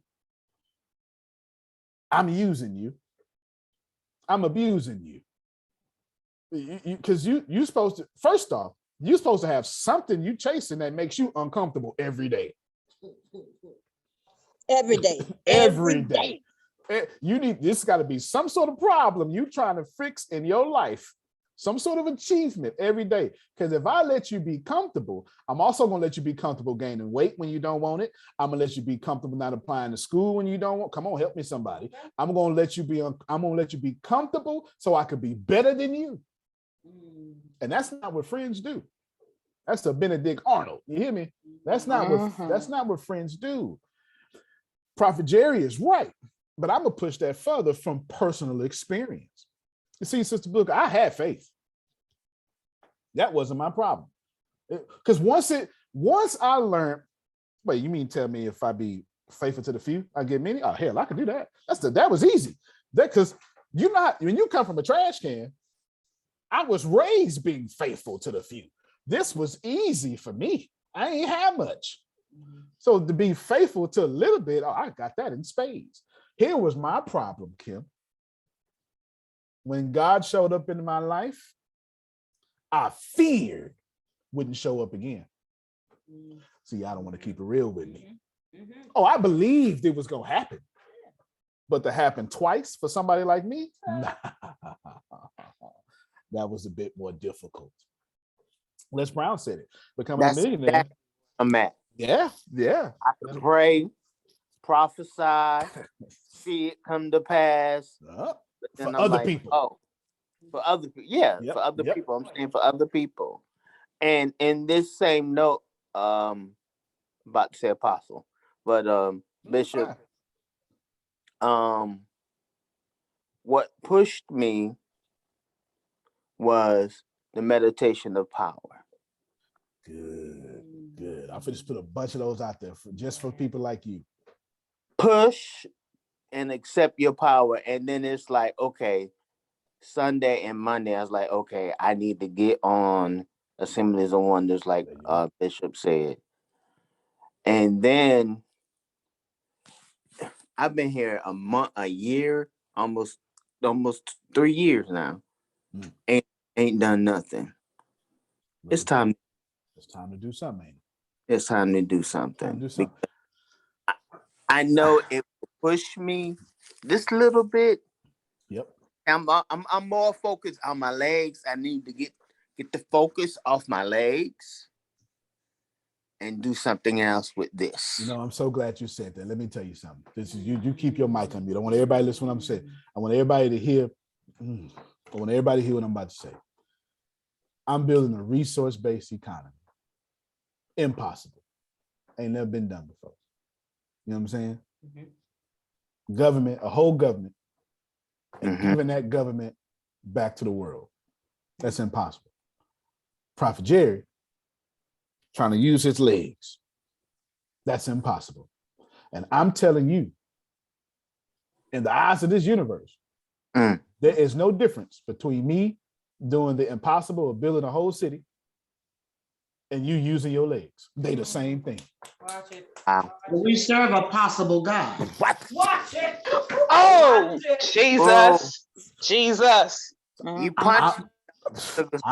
I'm telling you, don't look at what I'm doing. See, here's the reason I wanted to say that, because somebody, Sister Booker, is going to look at me and use me as an excuse not to be great. You're right. Yeah, you're right. I can't do that. I don't have it. I don't have this. I don't have this following. I don't have his people. I didn't come out of trash can. I can't build no. Yes, you can. I am ordinary. I just have extraordinary vision and extraordinary discipline to move no matter how bad I look moving. Wow. And that And same, discipline. I'm sorry, Prophet. in that same note, me and Renee has a vision of doing a hotel that we can put Hoyer lifts in, and that all the beds, or at least some of the beds, one floor of the whole hotel will have Hoyer lifts in it, and under the bed where you can get the Hoyer lift under the bed. That's our vision. That's one of our visions, because I'm tired of going. I'm on the phone with these people, and then they tell me, "Oh yeah, it's you could get it under the bed," and they don't know what I'm talking about. And then I'm trying to explain it. They say, "Oh yeah, you can get on." Then I go. Then I gotta get another hotel that's higher than the one that I was at, because of it's instant hotel that you have to get at that timing. Right. And them Hoyer lifts is they something else. And I remember I used to do that, work at a place called Tideway. And I remember not using some and almost blowing my knees out because I wouldn't lift and then pivot with my feet. You try to lift someone from the bed and move, you'll tear your whole ACL doing stuff like that. You understand what I'm saying? So these lifts are very important. They got a few variations of them. They got some that ain't mechanical at all, or not automatic. They're mechanical. The power. Yeah, power is what I'm trying to say. But almost everything is mechanical, but and the power as well. So I know exactly what you're talking about. But I'm here to tell you, when God looks at you and your hotel and your legs, and God look at me saying a whole city, giving it back to God, it's the same thing. And anybody in the position of power telling you different is a liar. That just is what it is. I'm just tell you like it is. they pimping you. You understand? They prostituting the word of God. How about that? You understand? Like literally, there is no difference. There is no Margie in crypto, Prophet Jerry in legs, Jerome and extreme wealth, law in Texas, ain't no difference. There's no difference. There's no difference. Now let me tell you something. Everybody watch. Here is where we go wrong. We underestimate how much action is required once we tell the universe what we want. We underestimate how much action is required once we declare what we want. This is a plague. Man, I want y'all to listen to me. In the same manner, Jerome, people look at me and say, they use me as I watch Deanna and Grace do it all the time. They use me as an excuse not to be great. You can't do that. I ain't come from no special sperm. I ain't got no special blood. You know what I'm saying? That didn't. They ain't nothing. Nope. This is the same 26 chromosome, whatever it is, same as yours. It is what it is. The difference is I'm just ignorant when it comes to stopping. I just keep going. They talk about me. Well, keep going. Sometimes I don't even hear him. Sometimes I do hear him. Sometimes I hurt my feelings for a little bit, Marge. And then I remember who the hell I am. I need to say that for somebody. Yeah, sometimes I let people knock me off.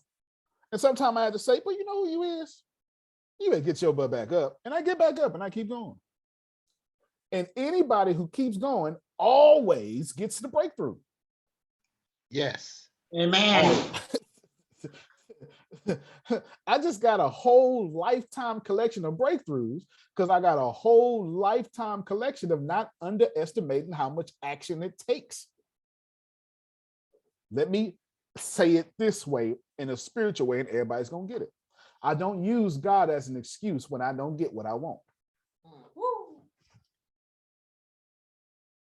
See, this is what happened. This is what y'all do. You say, I want this. And you go try. You don't get it. Well, it must not be in God's will. Where in the Bible does it say that? No, Antonio. You got to identify your goals and tie them to your values. Your goals should be specific and measurable. That's right. You need to determine what you need and how much you will need. For what and for when. You can't hit a target you haven't set. 100% correct. Everything he said is 100% correct. Let me tell you, if I don't hit my target, if I don't hit the resource-based economy, I'm not going to say, well, next lifetime I'm going to fix. No. And I'm not going to say, well, I gave it my best. No, I'm not saying none of that. What I'm going to say is my plan wasn't good enough. And I'm going to wreck my brain to find a better plan. And I'm coming back tomorrow. If I don't know how to do nothing else, I know how to come back tomorrow. Sometimes I need y'all, man, I hope y'all hear this. Sometimes I lose. So, and the crazy thing is, nobody remembers my losses. Nobody remembers my losses. Because you focus on the winning. Nobody remembers my losses. They don't remember. Some of my losses are recorded. Nobody remembers my losses. They just focus on the winning. Real talk, they focus on the winning. Sometimes I lose so bad, I gotta go to sleep early. Here's the deal. I'm mad. I ain't no good to nobody. I'm continuously pulling this vibration of what I don't want. So the only way to stop this is take my butt to sleep. Somebody, that's a word for somebody. I learned that from you. People say, what you doing? Man, I'm asleep. Let me be right here for a minute. And when I wake up, if the vibration is different, then we can regain. But right now, I'm asleep. I can't take no more, and I don't want to give out no more. I learned that from you. I know that's right. Damn nap. Take a nap. Because all you're doing is Abraham said, you're just drawing more bad stuff into your vortex. The only way to stop, so is a man thinking, so is he. All right, stop thinking. Take your butt to sleep. Your subconscious is thinking better things. Take your butt to sleep and let that God side of you start working. That's so true. My husband asked me the other night, it was about 10:15. He said, so what do you think of this? I said, I don't think after 10 o'clock. No, that's right. I know, folks, I don't think before I eat. Same way. If I eat, my coffee. My coffee. Yeah, don't ask me that if I ate. Don't ask me that on no hungry stomach. Y'all, the best way to break the cycle of you and your negative self-talk is to take your butt to sleep. Here's something else that I noticed that spiritual people and religious people do. You hold on to your trauma like a sacred cow. This is what you do. This is what you do. You come to me, you come to feel. Let me tell you this. So I'm going to say two things back to back. You write this down. You hold on to your drama and your trauma like a sacred cow. And you're so serious about what you're going through instead of who you came from. Wow, you're talking today, sir. I don't know what kind of deep meditation you was in. Antonio, You talking Grace today. called me yesterday Come on, sir. to check on me, right? So did. She called to check on me. And she said, how you doing? I don't want to talk about it. That's the first thing. I don't want to talk. Now, let me keep it 100. I was better off than I was the last time she called me. So Yep. there was progress, okay? Yep. But I still wasn't where I needed to be. I get that. I get that. And that's frustrating. Antonio, you are so true about we hold on to those failures. We hold on to those missed opportunities and they occupy us to the point where we either haven't formulated a new plan or readjusted the old one. That's what we're doing and wonder why we're not making no progress. But when she called me, I said, Jerome, you're at a better place than you were the last time she called you. So that's progress. Don't go down that road again. Don't go in that rabbit hole. Stop that. And then we talked a little bit. Yeah, no, that's it. And folks, before I got off the phone, and I shouldn't confess this, I told Antonio I love him, right? I said to him, I said to Grace, tell him, where the hell's my book? And Antonio, right between the eyes, because you a damn a publisher. You want so damn much. I'm getting to it. And I said, I love you, brother. I appreciate it. He got 1,500 corrections in this book. Jerome sat down for 2 weeks. You hear me? but Antonio, and it's beautiful. It's a beautiful work of art. Me, Antonio, that's not my fault. Okay, that's your fault.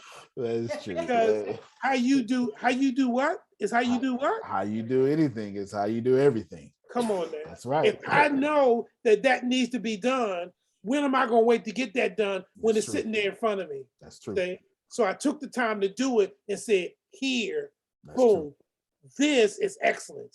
And one thing, when I was doing my other books, and people would look at my poetry, they would go, oh, this is so nice. I said, I don't put no trash out there. I don't put no garbage out there. Just roll me wrong, Baltimore Zone. Hello, come on now. So, I'm gonna change that? No, hell to the no. When it gets out there, it needs to be sweet. It needs to be nice. So when I put out the next, there we go. We know we get next from him. Hello, and I get more money. Come on now. Nope. So when it's ready, and I told this to Deanna, when it's ready, that's when it's gonna come out. But yesterday I was in that mood, like, you know. Yeah, I got you. Yeah, I had to tell my love because he let me know, Jerome, I'm not gonna give you garbage either. So I had nothing to say. So I had to. You're right about that. We hold it. It is our sacred cow. But we gotta move beyond that, folks. Right. We gotta let that thing go. And like he said, if you gotta sleep, if you gotta Prophet Jerry, you gotta meditate. Whatever you gotta do that so you can move forward. And the thing that I am so grateful for right now, from where I was a year ago, is I'm moving forward. Am I where I want to be? No. Am I where I need to be? No. But you know what? I'm not where I was. And I can see the progress. And I can see it. Listen to me. And I can see it in my money too. Hello. All right now. And everything on, but I can see it in my money. I'm telling you right now, folks, you gotta keep moving. You gotta keep moving. Amen to moving forward and making progress, Brother Jerome. That's it. That's 100%. Jerome just gave me chills.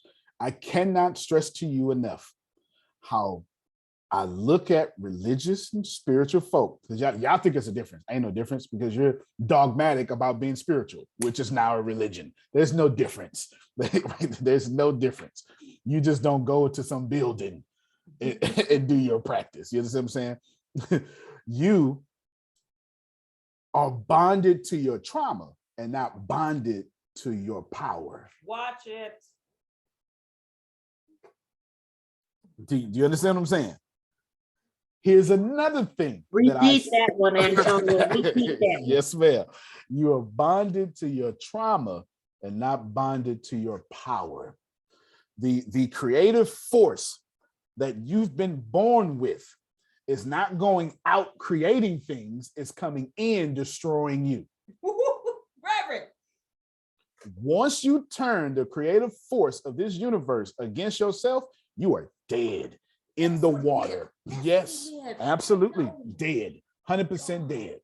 And a lot of people do that at like 29 years old and they don't die to, later on in life, but that's what happens. Go ahead, Phil.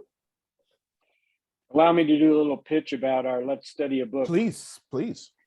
The next chapter is chapter 17, How to Use Your Subconscious Mind for Forgiveness. I'll read the first paragraph. Wow. Life plays no favorites. God is life, and this life principle is flowing through you this moment. God loves to express himself as harmony, peace, beauty, joy, and abundance through you. This is called the will of God, or the tendency of life.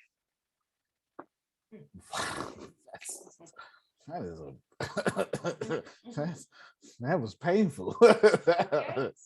Who wrote that, Antonio? What was that, Phil? What is that? Yeah. That's the power of the subconscious mind. Wow, that is it. If you're, there's something else you religious folk do and spiritual folk do. This is all us talking about. I'm learning a lot and I'm broke. I'm poor and I'm broke. I'm spiritual and I'm broke. You love God so much that you think everybody talking to you is God. Let me help you. You'll let somebody like me say, like Kim she praying, she holy, she listening for God. And Antonio will say, well, Kim, that's because you're doing this. And you believe that. Let me help you out. Don't believe a word I say. I am not your power. You are your compass. And what we do as spiritual, religious folk, somebody we trust tell us something, and we endear ourselves to what was just told to us or about us. Don't you do that no more? Because let me tell you something. Let me help you out very much. If I say something to you and it convict you and it make you feel bad in a good way, you'll know the difference. Because every time, let me borrow from Sister Book, this is her language. Every time the Holy Spirit talked to you, it never hurt your feelings. I didn't say it won't cut your head off.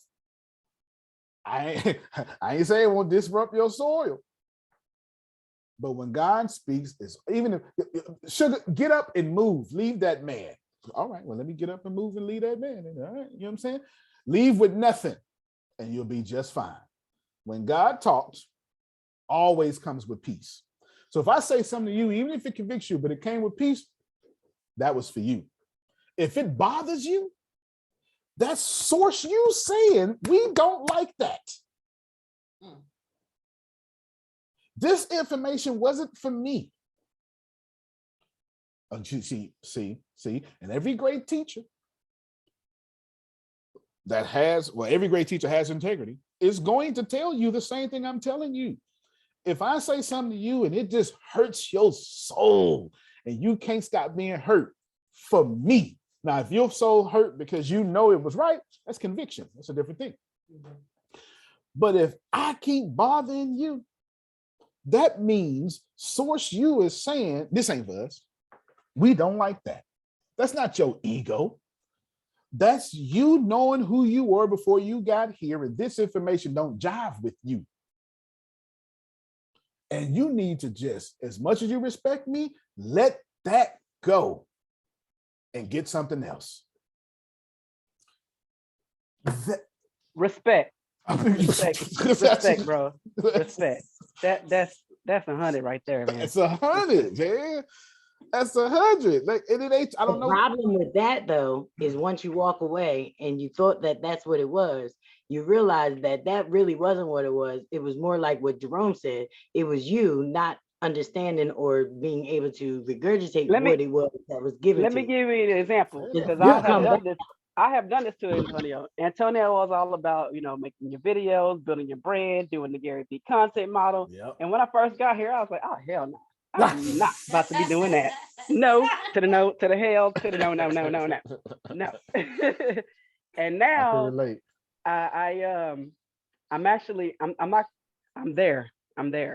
there now. And I am. Yeah. And it wasn't for her at the time, right? But it was just, it's not that, listen to the integrity that I'm trying to push across to you. If something isn't jiving with you and you can't let it go, you are not wrong. Source you is always right. And it always knows when you are off path. And every time you get off path, it's gonna let you know. It's gonna hurt your feelings. It ain't gonna let you rest. You ain't can't sleep. You like, why am I nervous for no reason? All that stuff. Because you holding on to something that don't fit you. There's a story in the Bible for it, Grace. King Saul is staring out, looking at Goliath. Now, I don't like this Goliath person, but I'm too scared to fight him. I know where you're going, Reverend. Okay. And the king got the best armor, Jerome. That's it. It's the king. He ain't got the best armor in all of Jerusalem. You know, ain't no Jerusalem just yet, right? But how he ain't got the best armor that David does that? Mm-hmm. David says, Margie, man, you gonna let him? I got it. Antonio, I'm Saul. Margie's David. Antonio said, well, Margie, take my best. Put on what makes me strong. Margie goes, okay. I'm good. Mm-hmm. It don't fit me. Watch it. It fit you. Can I turn it around on you now? Watch it, right? Everything I say don't fit you all the time. It's for somebody else. Watch it. I wish I had somebody. You know, it's for somebody else. It is not for you. And you know when it's for you, when it feels like you're remembering it. Can I give a personal experience? Come on, talk to me. One of the things that has happened in my life is a lot of this. It is a lot of dysfunctional beliefs of other people coming into my area. One of the amazing things that has happened since I've been meeting the people that God put in my life for the purpose of moving forward is that I have become able to recognize it and then to give it back to them because it does not fit me. Right. Now, in the past, that wasn't the case. In the past, it was, okay, well, somewhere they are saying this or doing this to me because I have done something to deserve that. And since they're doing that and or saying that, then I must stay there. But that's not how it works. That's not how it's supposed to be. So now I have learned that there is information in that. It's just like eating broccoli and cauliflower and all the things that people may not want, but this is where all your protein is. And without protein, the body cannot make muscles. Without protein, the body cannot develop its own immune system. Without protein, the body cannot function mentally in a way that progresses someone to even talk. So now I'm able to dissect those things that I needed. And then, like you say, that don't fit me. That's right. So wanted to No, say. no, that's 100%. No, you're 100%. Listen, Antonio? Yes, sir. Antonio, see that now you don't make me jump out here again. All right? And I got to. You got to. Because you not only said that Saul was scared, but Saul's army was scared. Yep. Because remember, David came to bring his brothers a few morsels That's right. from his father.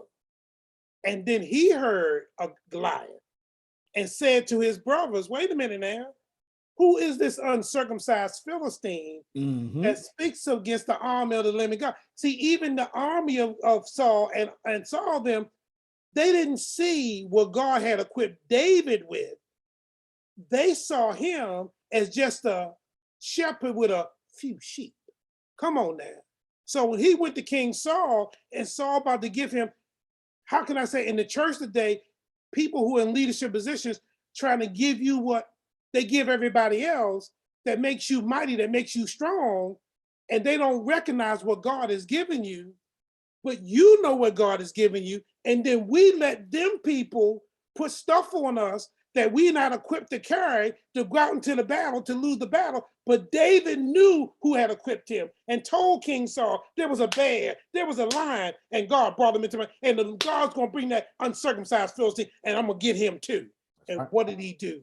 Just what he knew, because he knew what God had given him, and because he knew what God was giving him, he didn't care what people said, he didn't care what people did, he didn't care what people tried to put on him.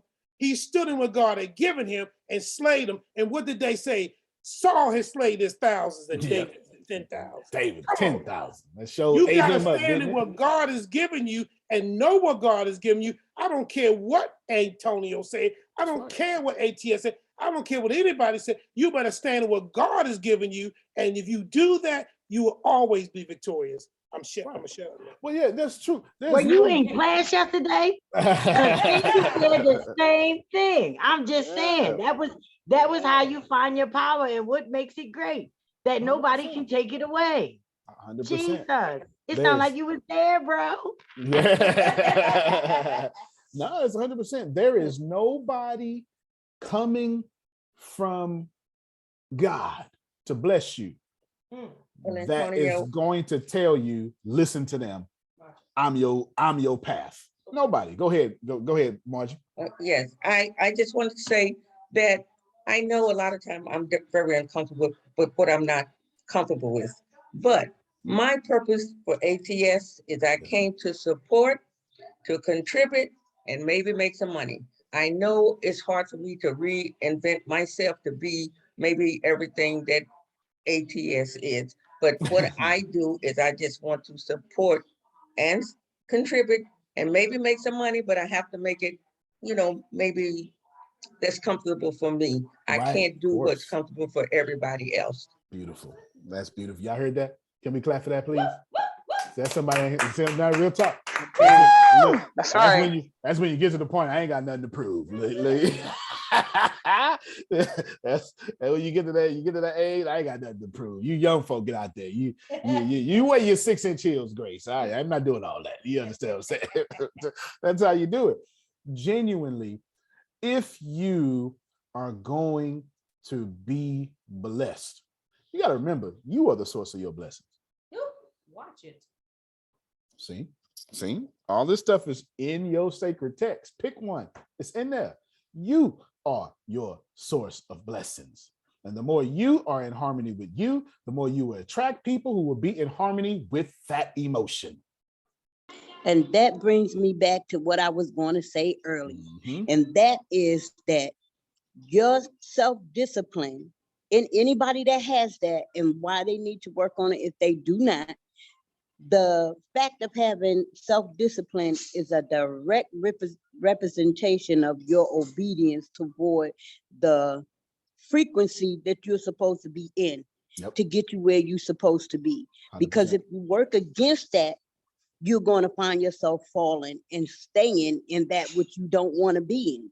But if you line yourself up and you continue to walk in that which is the bottom line of obedience, you'll be disciplined. 100%. I can't disagree with you there. I got one more thing to say to y'all to wrap your brain around this here. The other thing I see y'all do, the last thing I see y'all do, my goodness, is you spend a lot of time competing instead of dominating your sector. Now listen to me, and you listen to me very well. I don't know where it came from. I have my theories. But spiritual, religious folk, you all have in you, stop bragging. Don't shine.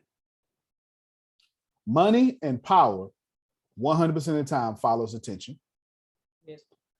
And competition can get no blessings.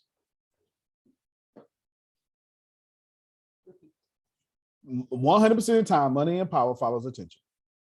I know everything I'm saying is going against the grain. And here's the deal. And competition gets no blessings. Come here, Jesus. Please, Jesus, would you tell these folk that the Pharisees were out there preaching and teaching, yet you were dominating your sector? That's why we talk about you today. Help me, somebody. Come here, Jesus. Can you please tell these people how you did not spend time debating with the Pharisees and all them smart people? You just did your thing in your gift, and people start following you. Can I keep going, Grace? Please. Come here, Jesus.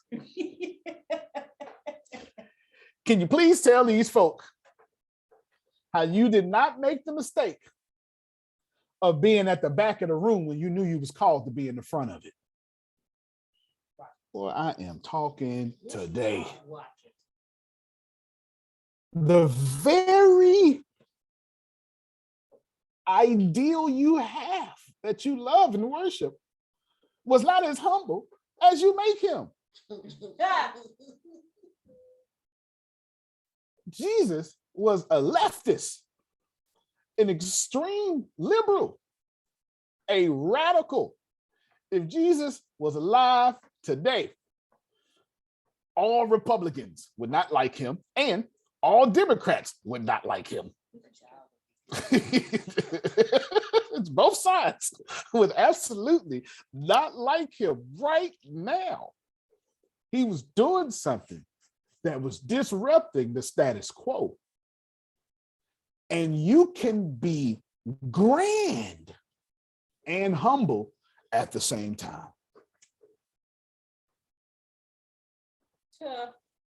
But see, you got in your head that you can't be the face of your company and be approachable. Because that's really what humility is. If I was talking to Jerome privately, I say, Jerome, God got enough arrogant preachers. God is looking for some approachable Christians now. Some folk that the RCians can come to broken and be like, can I ask you a question? Come on, bro. Come on, God. You know, God is looking for some Susans that still got some folk saying, Susan, can you help me out with this? And they still in her inbox. Humility is about being approachable.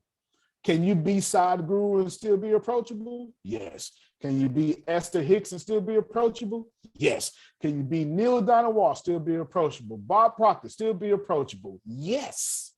Can you be Barack Obama and still be approachable? Yes. Yes, yes, yes, yes. Humility is about being approachable. You understand? Go ahead, Phil. I'm going to add one more name to that list. I've been watching a PBS special on Ben Franklin. And I encourage everybody to take a look at that because he was one of the most famous people on the planet and he was very approachable. No, that's right. Yeah, if you get to watch that, it's pretty. I'm gonna find that. I bet I know it's on YouTube. I'm sure. Yeah. Yeah, that is awesome. I'm You know definitely what's going to do that for sure. you know what's funny about that? Yeah, go ahead. My resting face is really the quote unquote resting bitch face. But when I have trained myself to have a resting, Yep. smiling face, because I subconsciously and unconsciously now know that the vibe I put out with my normal natural resting face just automatically gives people some type of feeling. So I've trained myself to have a kind of a resting, smiling face when I'm in public because it's that important for me. Yeah, you have to. It is that because your divine connections will avoid you. They are avoiding her. You know what I'm saying? The people who are there she's got soulmates that are there to bless her and then leave her life and do something else. They're going to avoid her because her vibration says I'm not approachable. Damn if that's not the That making church. some sense to you? You must be If up that there. ain't the church.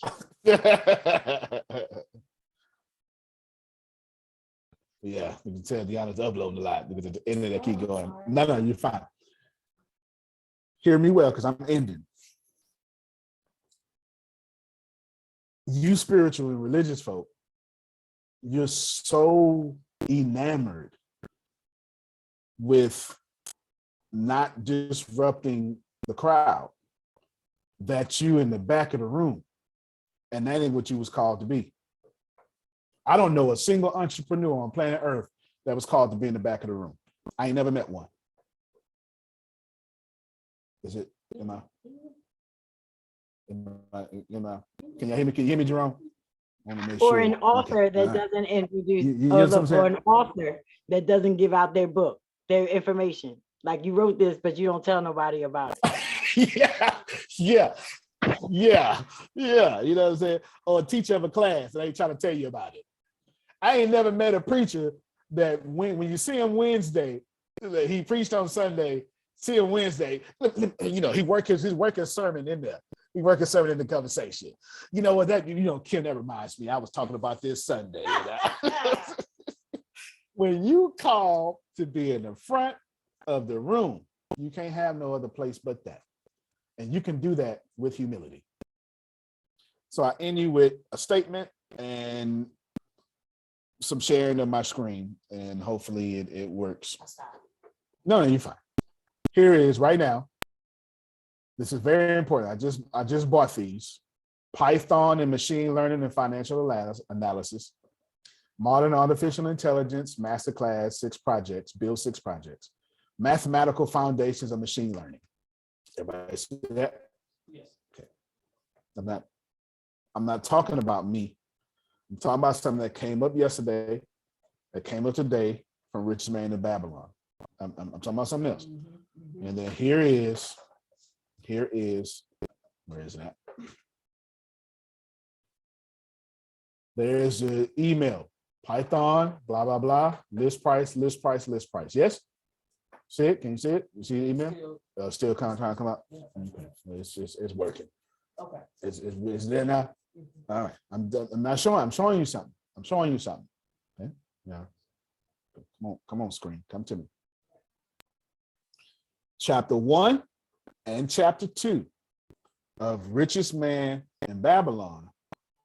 Keep telling Kim, keep telling Deanna, you got to invest in yourself. And I'm telling you now, you ask me business questions, but you ain't bought no business book.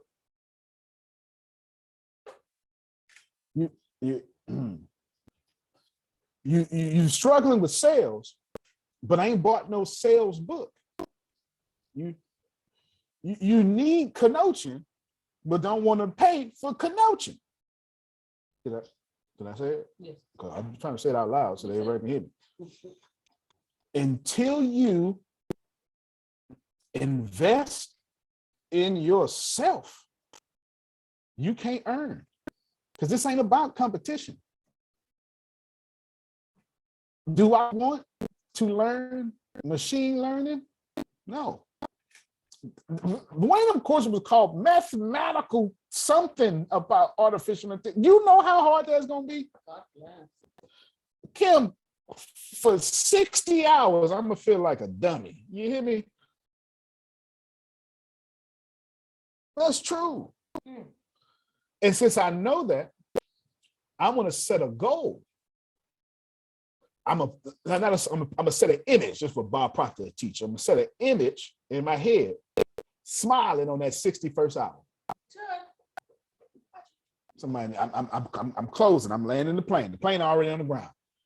And the reason why I need to do that, and that image needs to be so strong about me smiling on that 61st hour, because the first 60 hours, Jerome, is gonna be trash. And I'm gonna find every excuse in the book not to finish. Oh, I'm gonna use some good ones too, Kim. Well, I need to work on I need to do this. Let me do this. I have to feed my family. Let me work on Jerome's book. I'm gonna find every good excuse possible. I'm gonna find every good excuse possible. You hear me? Every good excuse not to finish, because that's the weak side of humans. But that God side we've been talking about the last hour and a half ain't trying to hear that. So my challenge to you, my question to you first is, have you invested in yourself? And I don't want to hear nothing about I don't have it. That's what an investment is in this case. You ain't got it because you ain't investing. In order to start having it, I'm gonna need you to sacrifice something. Whatever it is. So you say, well, I don't have no money. All right, take your butt to YouTube, find you one of them 8-hour courses, and spend that 8 hours you don't have.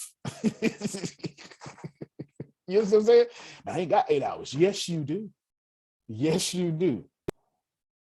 Antonio T. Smith Jr., you can't play better.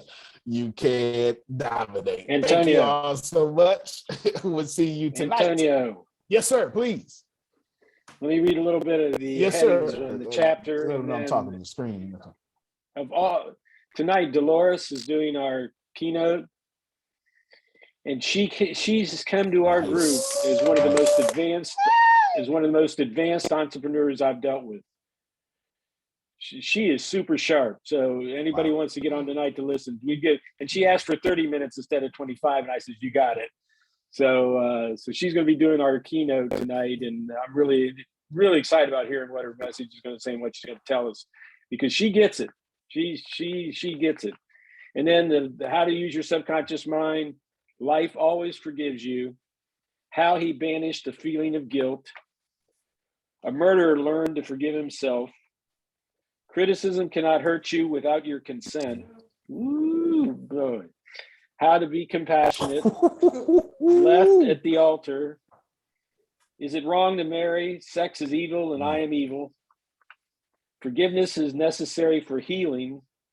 Forgiveness is love in action. Techniques for forgiveness. The acid test for forgiveness. And to understand all is to forgive all. So I'd like to see some new faces tonight. Yeah, 6:30 Eastern time. Yes. There you go. That's that skill acquisition part again. So let's go ahead and have a new 2 or 3 faces. All right. Because you got to learn. I'm completely done. We want to see you at 6:30 Eastern time. Hopefully this had add value to you. Grace, whatever you got to do it well. Deanna, same to you. And love you all. We love you. Love you more. All right, everybody. Love you Y'all more. have a fantastic one. All right. Have a great one.